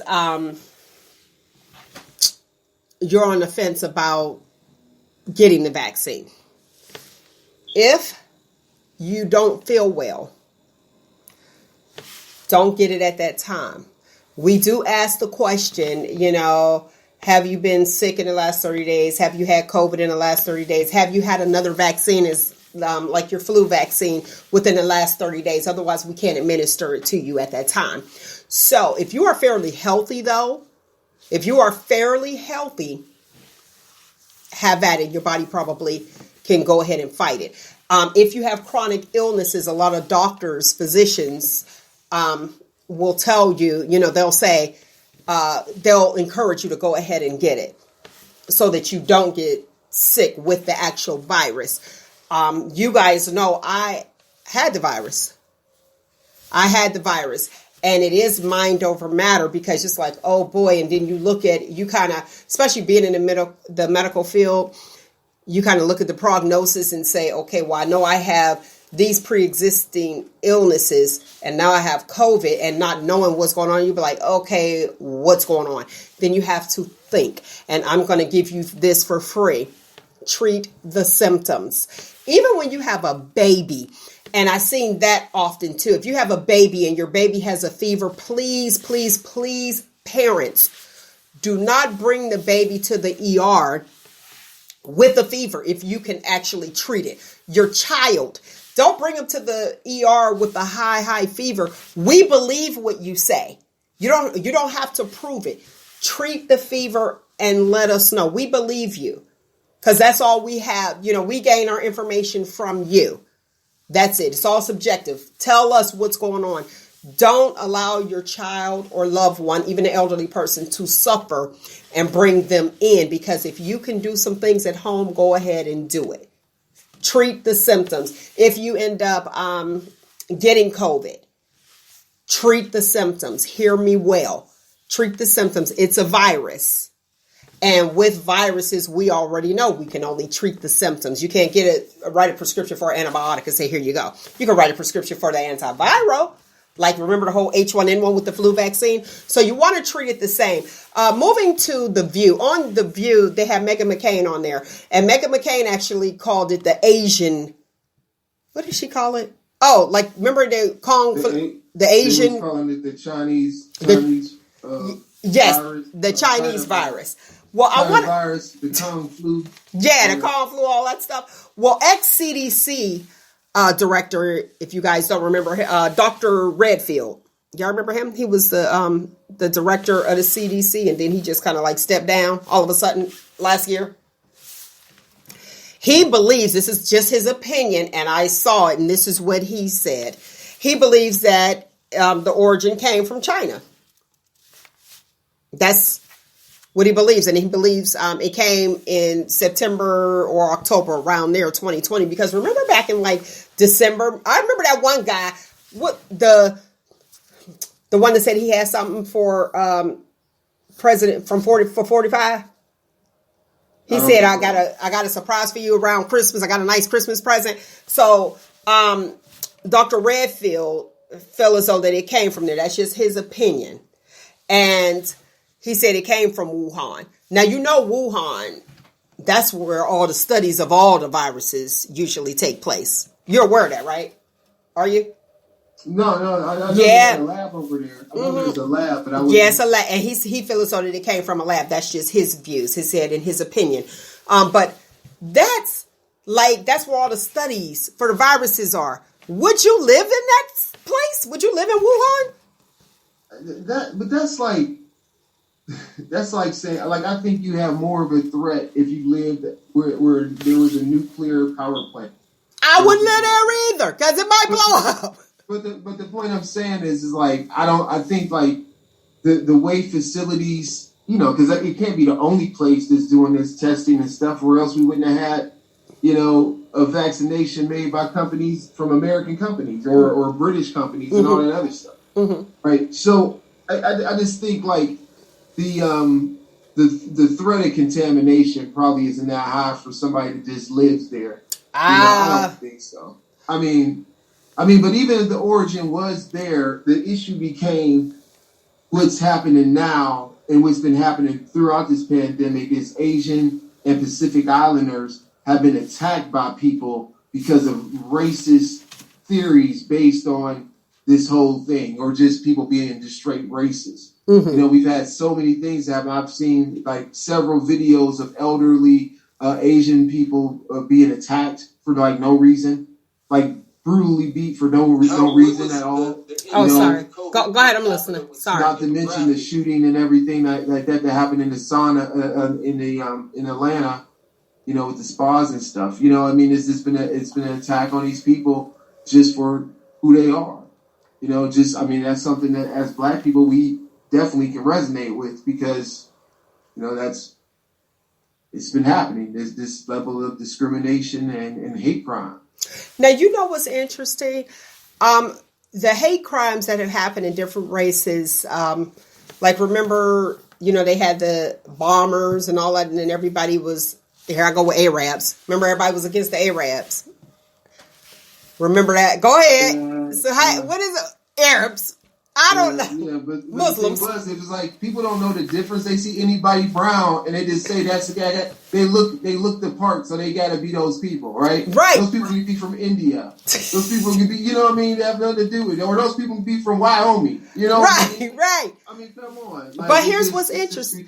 And here's what's interesting. So you have the Arabs, Muslims, the Asian, different nationalities, you're Black and brown, that and the white people, let's just put it out there, seem to hate against.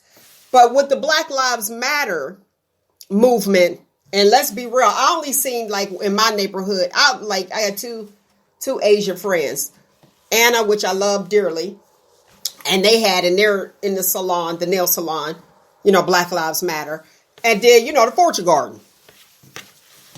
You know, where I eat my Chinese food from. And I can appreciate that because they know where, you know, what their audience is. I mean, here I go talking about the target audience here. But they know who their customer base is and respecting it. And it's like, why are you so afraid of Black Lives Matter? And are there signs out there? And why is it the white people? And I got air quotes. Let me say alleged for somebody coming to attack me. That keeps attacking like everybody else. Like when, just like the incident that happened at the grocery store, 10 people killed. You just going in there. I'm going trying to get buffalo chicken dip. And I'm like, hey, let's go to the grocery store. You cook. You're just going to get your supplies so that you can cook a meal. Nobody goes to the grocery store thinking that somebody that don't have nothing else to do is going to go in there and kill these people. Just like the Asian people. I go get me a massage. These people going to try to relax. Who'd have thought during their relaxation time that somebody is going to go in there and kill them? It's sad. And then you have, I think I saw where you have somebody be like, oh, help me. You know, like, let's say George Floyd, I can't breathe.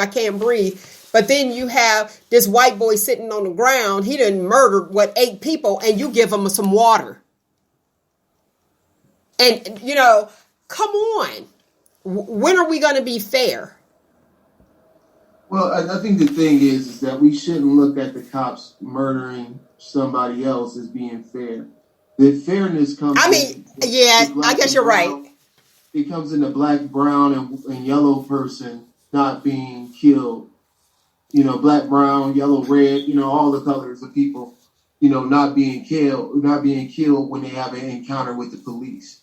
Even if that's what I'm saying. I ain't talking about somebody else being killed, but you offering water to somebody that murdered somebody, and then Black Lives Matter, peaceful protesting, bring your own water. You know what I'm saying? It's like, go ahead. I was going to say, part of the thing with the Black Lives Matter movement is that one thing people didn't understand. You know, just like they didn't want to understand Colin Kaepernick, you know, kneeling because of Black Lives Mattering. Do you think they didn't understand, or do you think that's the cop out of, I misspoke, but we lied? I think the thing is that you buy into the rhetoric that you want to believe. So if someone says, well, it's disrespecting America, it's disrespecting the flag, and how dare they get upset because they make so much money just doing that, right? And it's like, and it should be, how dare you not get upset because you make too little money in a place where you should have free healthcare, free education, and a livable wage. Why shouldn't you should be more upset? Because of what they do to the least of us, you know, they done to the most of. I mean, however that goes. I'm sorry, but you get what I'm saying. I got you. I mean? So I'm saying like this was these were the things like I was watching this documentary called Crip Camp, and it was talking about how there was this camp in the '60s that was for people who had disabilities. And they had mentioned in the camp that the Black Panthers used to come and give them food. You know, this is in California somewhere, whatever, this camp that was made by hippies. And when you think about, like, if you just recently watched Judas and the Black Messiah, and you think about how those movements to help people who are disenfranchised always get turned into some sort of attack on American values, when American values have overlooked so many of us for generations. And it's not just a black thing, as it is a poverty thing as well. And how it is like, I see people be paired with ideas that do not match their economic or environmental circumstance. It's like, how can you be for that when, like, clearly you are not going to benefit from it? You know, it's sort of, you know how I feel about, like, I don't know, I want to say this, but I will say it quickly. It's sort of like being a fan to like a team, you know? Like people get all mad and stuff like that. They ain't get no bonus check. They ain't doing nothing. Everything about being a fan is you coming out your pocket. Yeah, that can get exhausting. Everything about it. So, I mean, like, you know, come on, think about that. Like, just, you know, if you like the sport, you love the sport. So if you like humanity, love humanity. You know, don't take sides. Do what's right for humanity. Okay. Speaking of humanity, how do you feel about the new Georgia law? I don't know a whole lot of it, but how you like that segue? I do know it's suppressive, and I think the thing is this. I think what people need to understand is that they feel by limiting your access to be able to vote that you won't vote. And what we need to do is just come together and vote. This vote, this vote, this vote. Keep on voting. Don't, you know, make it a priority. Make it a priority. Like it should be more important than April 15th. And everybody know what that date is. You know what? There's they extended it too. Yeah. They extended the tax deadline to May. I can't remember the date, but in May. Is that every time they're always going to put limitations on people. They're always going to try to disenfranchise people, especially if they thought that it was right in the beginning. When it was okay, when they had a majority of it, then why change it? Nothing was wrong with the voting. It was just now people got savvy and they started to vote. The issue is don't stop voting. Right. Don't stop voting. Right. And if you don't vote, start voting because you can see that they're trying to change things because they know that the voice is powerful, the voice is counted, and the voice makes change. And if you don't vote, They love it when you don't vote because they don't have to do nothing. But when you do vote and they can stop you when you make change, the issue was they made change. And now they want to change now they want to change the process. Here's the part that got me. They, you know, for those who don't know what's going on, they wanted to stop the early voting and they wanted to remove some early voting boxes. This is the part that got me. You know, because I vote on the last day, election day. Yeah. Did you hear when they said it's illegal to give water to people who are standing in line to vote? Is that part of Yes. the Georgia law? Yes. So who is it illegal for? Like if I want to give somebody water, it's illegal? It's illegal, I guess, for the people. I don't know, because remember when President Obama was being elected, they had water out there for everybody, souls to the polls, the whole nine. Yeah. Now, I just thought it was mighty strange that you can give a bum on the street some water, but if you're in an election line, can you bring your own water? Or if I'm behind you and you have an extra bottle of water and you say, here, they're going to arrest you. Like, talk to me. I know you gather. I couldn't believe it. I said, how do you tell somebody, like, okay, I can't give you water? what we got to do is this. That's back to the jelly bean. How many jelly beans in this jar? You remember that? I mean, yeah, we get, and then the thing is, those are issue for warmer climate areas. You know what I mean? I mean, not I don't say that. Thirst is thirst. You know, I just think you got to come up with more. Like, the thing is, when you get the opportunity to vote. You know, like, if you wait on the last day and it's all filled up, you got to wait. What we also got to do beforehand is vote in the primaries. We got to make sure that our vote is being that our registration and everything is correct. See, do all those steps.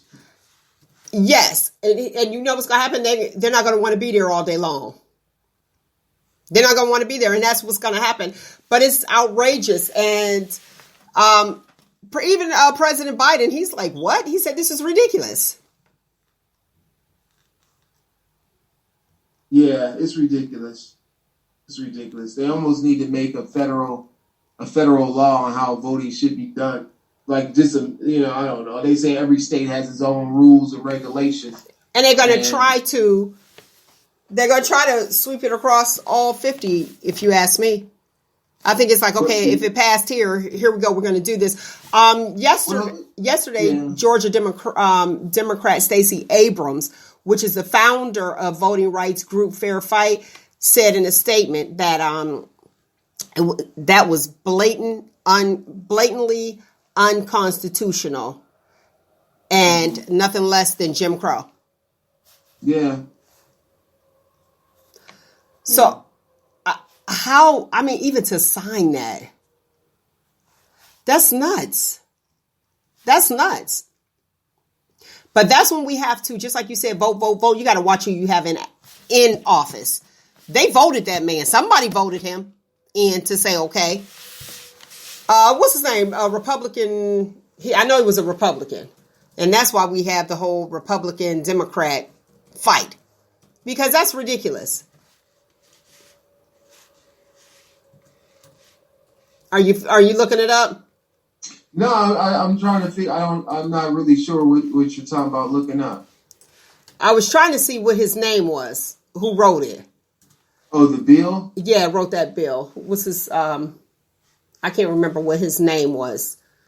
And then they remember they ended up arresting Kemp, Governor Kemp. And they ended up arresting those two, the one lady for knocking on the door while they was trying to handle business. I believe it was Governor Kemp. They were okay with it. I just think they're just trying to do what they can do to eliminate our votes. Because, yes, we made changes and we turned it blue. Yeah. And stuff, and it shows that. Believe me, if they would have won all those seats, they wouldn't have changed nothing. Wasn't having an issue. You know what? Let me put it like this: they still might have changed stuff because in Ohio there's a Republican majority, and they still change the voting the voting thing. Actually, we were up for redistricting. Okay. You know, we may not. I don't even know how that's going to even look for us. We might not even have the ability to be truly represented. Interesting. You know, but we'll talk more about that once it's rolled out. Yeah, that's interesting. Rugo, what's happening in the movie world? Well, the first thing I want to talk about that I thought you were going to talk about, but you didn't talk about, was your girl Sharon Osbourne stepping down from the top. You ain't gonna be talking no more. Listen, if you notice, like 45 gone, she goes, some of these people don't even deserve, even to be discussed. But yes, go ahead. Your segment, go. Well, I mean, that's what they decided. She decided that she should step down. I don't know if that means she's stepping down from her producing creds or anything like that. But it was basically wrapped around the things that Piers Morgan had said and her supporting him. And then her, the situation happened with Holly Robinson Peete, where she was told that she was too ghetto for the show, and then obviously that was again, the icing was put on the cake per se when she said the things to Cheryl like, "You don't have a right to be upset. You better not. I should be the one crying." That kind of stuff, right? And and all of her eliteness, she didn't talk herself up off the show. Now, what they were saying was that the cast was not truly prepared and pretty much coached to have that conversation. You know what I mean? Now that's good. Now, when you say that the cast, she's still saying that, but here's the problem that I have. She stepped down, no apology. They said she gave Cheryl a private apology, but she's still worried about her and feel as though that she was sideswiped. But I thought talk shows like we do, we don't have the, oh, here you go, this is what we're going to talk about, get prepared. Our stuff is straight off the cuff. So what's the problem? It's the real. Look, the real deal here, and I just feel like that was a real topic that happened. This is what you said, and you're mad because you were stabbed in the back, or you weren't forewarned of what you were going to say, what you were going to say diplomatically correct. He made those comments. You know what I mean? That was the thing. It yes. wasn't like they said, she made those comments. The concern is that, like, she could have said whatever she had to say, like I said before. She could have said, "Hey, I support my friend. I think everything's being taken out of context," and left it at that. But when she goes and she tells a minority how to feel about their perspective on that was it. Injustice, that was it. You shouldn't be crying, and don't you start crying. I should be the one crying, huh? Yeah. That was the. To me, that was it for me. That was the thing. That was like the whole. When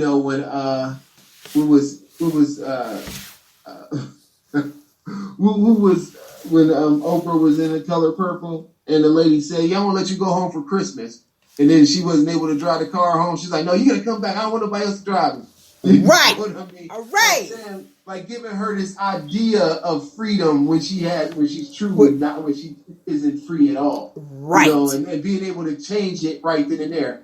You cannot feel. Don't feel anything is what I'm saying. White privilege. From my pedestal of superiority and leadership and ownership of this project that you're on. Right. And guess what? And that's where I feel like she's like, I feel uncomfortable. And if I feel uncomfortable, bye. So that was a great analogy, The Color Purple. Like, oh, okay. She's like, yeah, I get to see my family. I can't drive. So you got to come home because I'm not comfortable. White privilege. Yeah. But the thing with that though too, I would playing devil's advocate was we don't know the relationship between her and Cheryl. Like if they would, like, let's say if they were not in that professional setting, could they talk like that to each other? Now, see, they were friends. And that's why when Cheryl was talking, she was on Steve Harvey Morning Show, she was hurt. And that's how she responded. And she was just a shock. And that's why I talked about on Shop Talk with Mel after that aired, I saw, which was really sad to me. Do you remember me saying I saw Cheryl checking the boxes in her mind? Mm-hmm. To say, okay, how do I, even though Cheryl is very intelligent, but checking and I'm going to say, I hate to say the word, but I saw her checking the boxes in her mind, like my coins, I got to be careful how to say this. I don't want to be disrespectful. Like all those thoughts in her head. This is a producer of the show because we know Sharon is the one, she's on the ground floor. Like, let's have this show. So this is my boss. Now, how do I say this? And I just believe, kind of like seating in self. You know what I mean by that? Well, no, I don't. Like seat of self, kind of like when you move back and you think you process things and you say, okay, let me process this first before I actually go ahead and just go ahead. Yeah, the one thing I would say about that show is, you know what? It's supposed to be a show. Like what I gather from it is that those shows are supposed to be shows that bring about teachable moments. if you will. Right? Okay. And we see that some people don't want to teach or want to learn. But it's like, do you give that person the ability to be able to, like, do you give them the ability to be able to learn? Like with Cheryl, like, I don't know if Cheryl felt like, if she felt that she shouldn't have left the show. Does she feel that way? I don't know. I really believe that she don't think she should. That's why it took so long. Yeah, and then why did they all go on a hiatus after that? You know what? Well, I think that had to do with Holly Robinson Pete's accusations about Cheryl saying that she was too ghetto for the show. So then that brought in the whole race thing. Because I don't think the disagreement in their positions on Paris Morgan would have been enough. I think there's been, and we know, unfortunately, like even when her daughter was trying to defend minorities, she said, "Well, Donald Trump, who's gonna wash your toilets if you don't let?" I remember. You know what I'm saying? Like they have a really impaired way of defending people. You know what I mean? Like that's wrong. Sorry. Like you kind of see what they saying, but why did she use that? She using the wrong, like, wasn't politically correct. Yeah. That's the daughter. I can't think of her name. Is it Amy Osborne or something? But here's the thing: when you say Holly Robinson Pete, even on that, she rebutted on Twitter, because on Twitter she said, talking about Sharon, she was like, "Oh, that's bullcrap." I can hear her voice. That's bullcrap about Holly Robinson Peete. She's like, because I have it where she's saying that she misses me. Mm-hmm. You know what I mean? So is it true or is it not true? And she said that she wasn't racist. I just think, why would you take the whole show off? That's because you felt that you were wrong, going on a hiatus. Why couldn't she just take her time off and let the rest of them just do it? But based on the article Variety said, was that everybody is undergoing like cultural competency and sensitivity training and all that kind of stuff. So Cheryl don't need no training on that. But you know what? I don't necessarily do that on your off day. Do that on your off day. No, because when you go to work and you get trained and things like that, you get paid for being trained. No, you work and you have your training on a certain day, or put guest host or co-host. But they worried about preserving the brand. Having guests don't fix the problem if the brand is bad. Not addressing the problem don't fix the brand. I think that the census would have went up. People, how are you going to handle this? And if they showed everybody coming back and be like, okay, what happened yesterday, blah, blah, blah, blah, and having the talk. Because remember, you have to get comfortable speaking about the uncomfortable. Yeah, but the issue is how to speak about it in a way that they're trying to say, hey, there's going to be a lot of this stuff that we're talking about. And some of the stuff we handled in the past, we probably didn't do right, but we ain't being called out on it. And I just think that they're saying that the whole thing everybody involved needed to be more in tune with what's going on in the world. Because I can, even Cheryl, she's a minority and there's other minorities on the show, I assume. Yeah, they have a variety of people. Yeah, but even then, there can be things that somebody can say from a race to another race, they can be just as insensitive and, think like, it's not impactful. And I think right now what's going on is that, like, I don't think minorities are going to have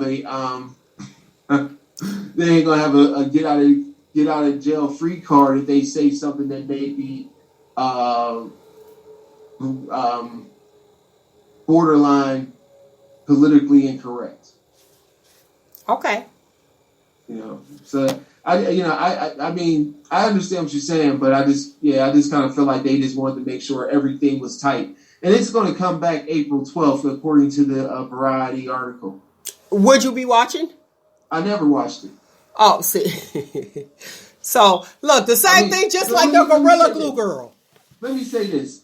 Have I watched it like, I got to turn in to watch this? No. Have I seen it on before and watched it while I was on? Yes. Okay. Yeah, I'm a View girl. I like The View. So that's what The View is the one that was the original one, right? That was the one with the 2020 lady. Yes, Barbara Walters. Yeah, that's the one with Whoopi. Yes. Yeah, Whoopi the truth, y'all. Yeah, I love her. I love that show because even though you may not agree with what they all say, at least it's happening at the time. It's happening in real time. But go ahead. The thing with them though is that what's her name? Barbara Walters. She seems to give them she was a journalist, right? So she seems like she's going to give them that leeway to be able to make that point and be able to dig into that teachable moment. Because think about it like this: Whoopi Goldberg, hey, she be checking people. Like, yes, ooh, like you said like this. You said whatchamacallit had to think about it. You know, she had to think about her response. She did. What you said. But Whoopi don't have to do that. You know what I'm saying? It's like freelance, like, hey, I got my blazing sword, I'll slice you. And that's what makes that's what makes for a good show. It's not paper cut. It's not A, B, C, D. It's still order. There's order, but they're able to be free. Once you start putting shackles, because I really feel like Cheryl has invisible shackles, just like you said, not being free. I thought that was amazing. Invisible shackles on herself. So how can I come here and do this job and I can't be me? That's where... I don't think it's a thing about... I just think sometimes the audacity of a comment that you might hear could just like kind of have you in a situation where you like, I can't believe you said something like that. You know, like just in shock of just the level of insensitivity about such a thing. Yes, and I think that's probably where why her eyes watered up, that's where her tears were probably coming from, because she couldn't believe it. And it's like, oh, wow. I'm telling you, I had to delete, when we were talking about with the police brutality with our black men and women, when we were talking, I had to delete somebody off of Facebook that I thought was cool. One of my little white friends, boom. Here's what's interesting. When everything that she was saying was like, well, they were wrong. It was their fault. And she was serious about she was serious about her white privilege, shall I say. Here's what's the key. And I had to respond to her. I said, you don't know yet because your son is 2. She has a son who's mixed. Oh. When he gets older, then you're going to have that Meghan Markle. Guess what? You can pass all day long, but guess what? You're still black. Well, the thing is, she's probably hasn't realized that she's been discriminated upon yet. Right? She don't know yet. Yeah, she probably don't even know. But it's probably something that's been, it's probably something that's been said or did or whatever like that, But the thing is when that child gets to walk that walk without that parent there, then it becomes a different issue. Then Mama Bear gonna kick in and she'll be like, wait, what? Where was it at? In North Carolina, where the white couple had the male black babysitter, and the police or the lady called, said he's with these 2 white kids, and then he got pulled over and everything like that, and the parents had to come, and he was like, I'm their babysitter, and like they didn't believe it, or whatever. It was like this whole crazy thing. It's all nuts. I don't know who needs to hear this. This is different, but let me just put this out here.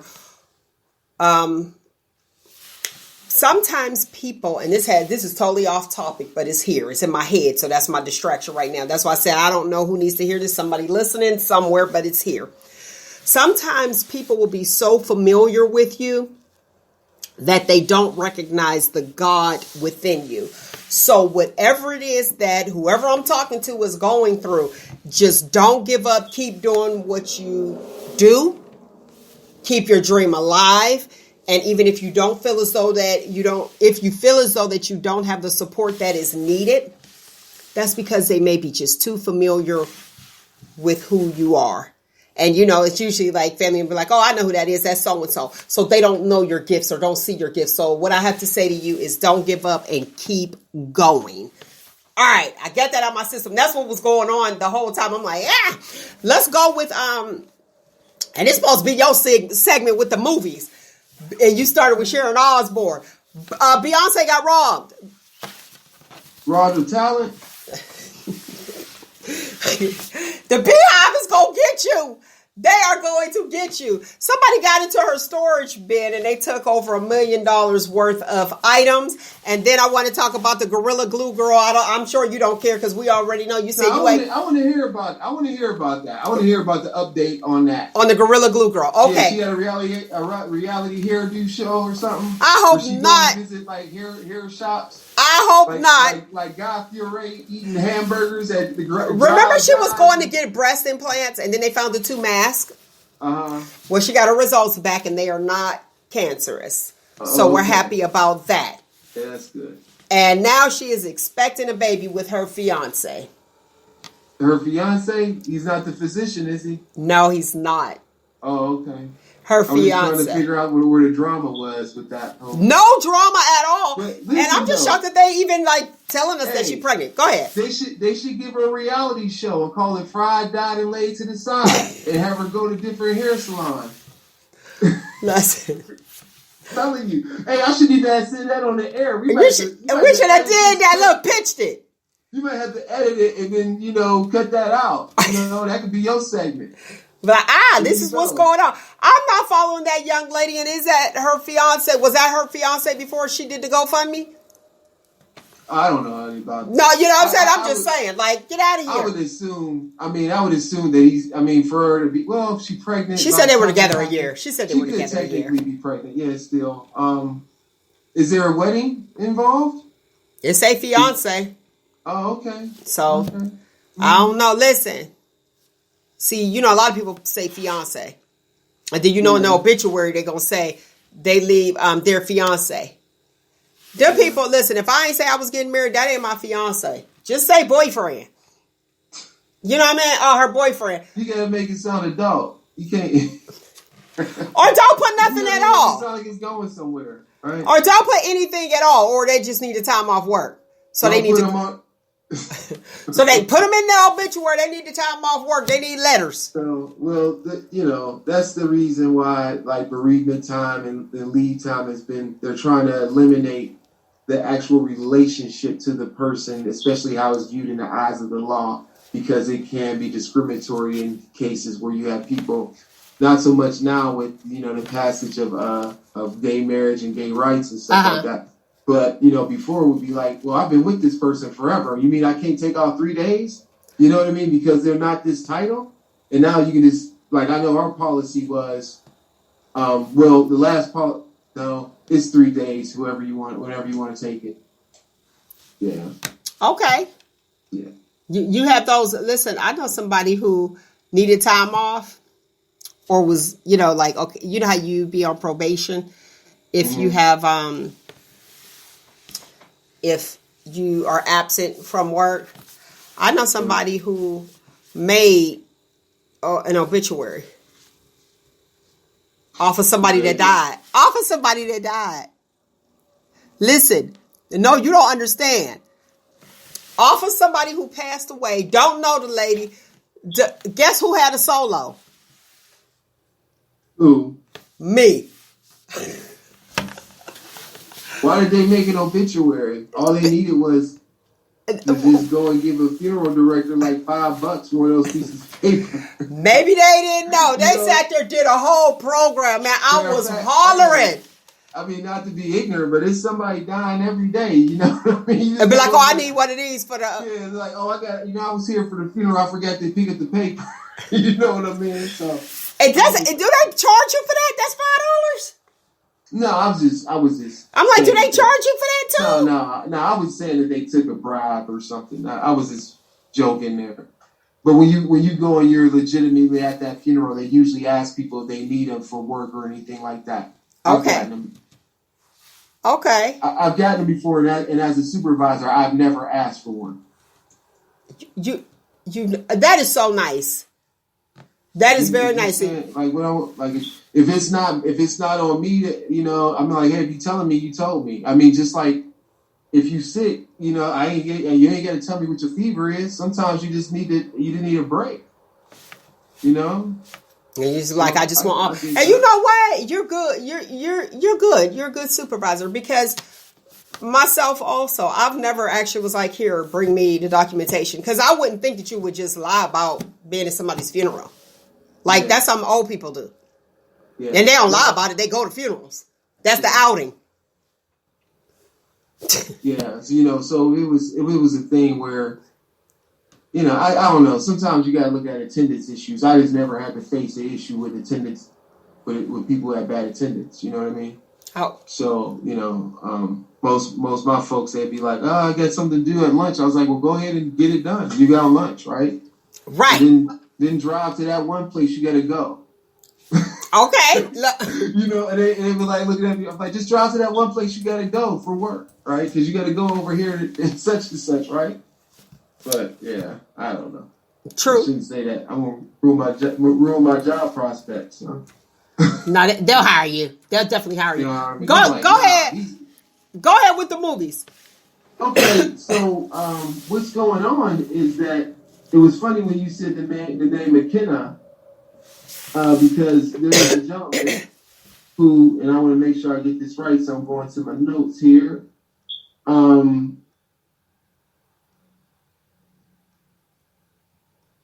Okay, there. Okay, so I don't know if you've seen the show Safety. Safety was a movie that came on Disney Plus, and it was about a football situation or whatever, and it was written by Randy McKenna, and he's also going to be writing a new Static Shock for Disney. For DC Films and Warner Brothers. So I'm looking forward to him having that success with that. Looking forward to that movie as well. Static Shock is a really great character. I think he'll do justice by it.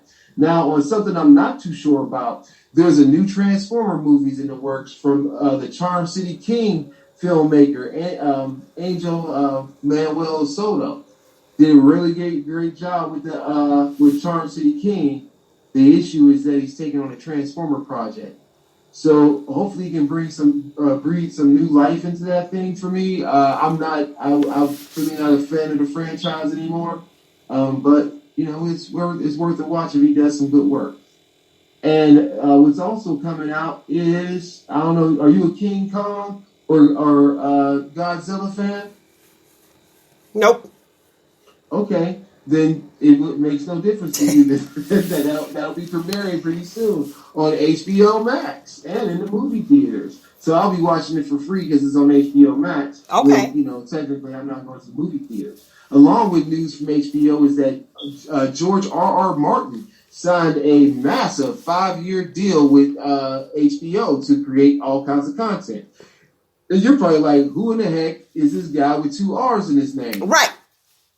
He's the guy who made Game of Thrones. He wrote Game of Thrones. Oh, okay. So they're saying, hey, he might not write a book. He might just put this all on TV or whatever they're gonna do it. So that's one thing. And do you remember the show The Wonder Years? Yes, I do remember that boring show. Do you remember the song? No. You don't remember was it Joe Croker? What would you do if I sang out of tune? Would you sing off key? On me? Oh yeah, Okay. The same attitudes. Oh, that was a boring song along with the show. The song, but you wasn't feeling it. I don't remember. I got it now. Go ahead. So did you know ABC is going to reboot that show? I won't be watching it. Check it out. I watched the first one. The first one I could really relate because me and him was like the same age at the time when it was released. But the thing was like now it's going to be rebooted. And guess who's going to do the narration? Oh, gosh. Don Cheadle. Who's that? So, you don't know who Don Cheadle is? You know I'm not the movie girl. That's why I got you. Hotel Rwanda? I don't watch movies. I eat in movies. But he's Black Monday on Showtime. Okay. You don't know who he is? I don't know. When you see him, you be like, I don't believe I didn't know who this guy was. Okay. But anyway, she don't know. So basically, what they're doing. I know Black Monday. Okay, you know the show Black Monday on Showtime? He's the lead. Oh, okay. Oh yeah. Okay. Okay, but the thing is that I believe it's going to be from a whole black perspective, taking place in 1968. Okay. So there you go, Don Cheeto, yo. Going to be doing that. So I'm looking forward to watching that. Of course, I think it's going to be great. And why did I get the same thing up twice? Oh yeah, because I wanted to get more information for myself. Okay, and your boy Tyler Perry has a new drama series coming to BET Plus. Have you heard about this? Of course not. What do you got? I can't keep up. The have-nots. Go ahead. It's called All the Queen's Men, and it's about some lady who owns a strip club for male dancers. Oh, that's a good idea. Well, there you have it. Straight from the mind and artistic genius of Tyler Perry. Go ahead, and I'll tell you about Tyler. Look, go ahead, jump on in. Tyler, I was watching him on he was with Joel Osteen, and he was saying how those characters that he created was his escape, growing up in an abusive household. And he would be, I guess, up under the porch or whatever, and he just started writing everything down. He said he heard Oprah say, write it down. I tell you, like what my mom always said, write it down, make it plain. And he started writing it down, and he did his doggone thing, and he said he can't make it in New Orleans. He was going to move to Atlanta, make it happen. 30 people showed up at his first play, and now look at him. And he said he followed God, kept following God, kept following God. And God said, quit your job, don't work a full-time job. And he said it finally, bam, it happened for him. So he didn't give up. So again, don't give up on your dreams. He has such an inspirational testimony as far as how he became Tyler Perry. Everybody knows that name now. Now it's a household name. Mm-hmm. Go ahead. Are you finished with? I mean, everything else. I mean, this is all kind of just not really all that. Child's Play. For people that like scary movies, Child's Play. They got a marathon going on. Oh, I didn't know about that. I think like the Sci-Fi Channel or something. I don't know when it's coming out, but I did see that. Child's Play. Mm-hmm. I want to do a quick Mel's Medical Moments when we're talking about the COVID-19. There's symptoms to be aware of that I think is really important because a Texas Roadhouse CEO, he died from these post-COVID symptoms.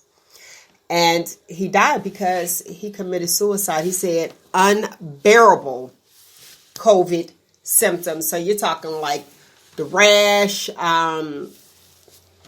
confusion. It's just a lot of different things. Depression, anxiety, a lot of post-COVID issues. Some people even said that they feel like there's a elephant on their chest. They still have those respiratory issues. Please get them checked out. Don't sleep on it. If you find yourself being depressed, don't sleep on that. Go ahead and get treatment. Go and seek help, please. Make sure you lovely people go and seek help. All right, I am only going to say that 1,000 more times. Seek help. You are not crazy. Go and seek help. Always do. So your rashes, your coughs, respiratory issues, like I said, you have those lingering issues, headaches, those confusion is the one that I notice that a lot of people complain of. I even have some of the confusion or foggy. They call it the fog, where you be like, how come I can't think of this? You didn't have COVID, did you? Brain farts? I don't know. Who knows? And wasn't tested? I never tested for it. Oh, okay. And I didn't have the sick bouts, but maybe you can be asymptomatic and still have some sort of thing. Tinnitus as well. That's the ringing in the ear. Some people have tinnitus, but they were saying that he couldn't take it. It was unbearable. So then isn't this story an argument for people needing to take the vaccination? It is. It would be. It would be because you don't want to get it. Yeah. You don't want to get it, but that's what the family was saying. he was experiencing unbearable symptoms related to COVID-19 that he had, the lingering symptoms. What I will notice is low energy levels. And it's not from just sitting in there. Things that I used to be able to do like that, boom, boom, boom. It's like I'm winded.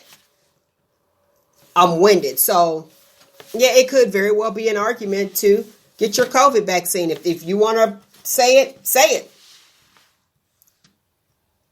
Okay. I knew it already. Look, I'm like, okay, he ain't said it. That was implied in my question. And it was implied. It definitely was implied. Yeah. I'm not going to push anything. I think everybody has a freedom of choice. There were some that said that everybody's going to have the COVID vaccine in order to do anything. That's how it was with the hepatitis B. You walk around, you have your card. Once you had it, you're good. But they didn't know the efficacy of the COVID vaccine. How long will it last? Is it going to be like the flu vaccine? And we talked about that before. Are you going to have to get it every year? Does it last 6 months? Don't know, because we know with hepatitis B vaccine, it's supposed to last forever.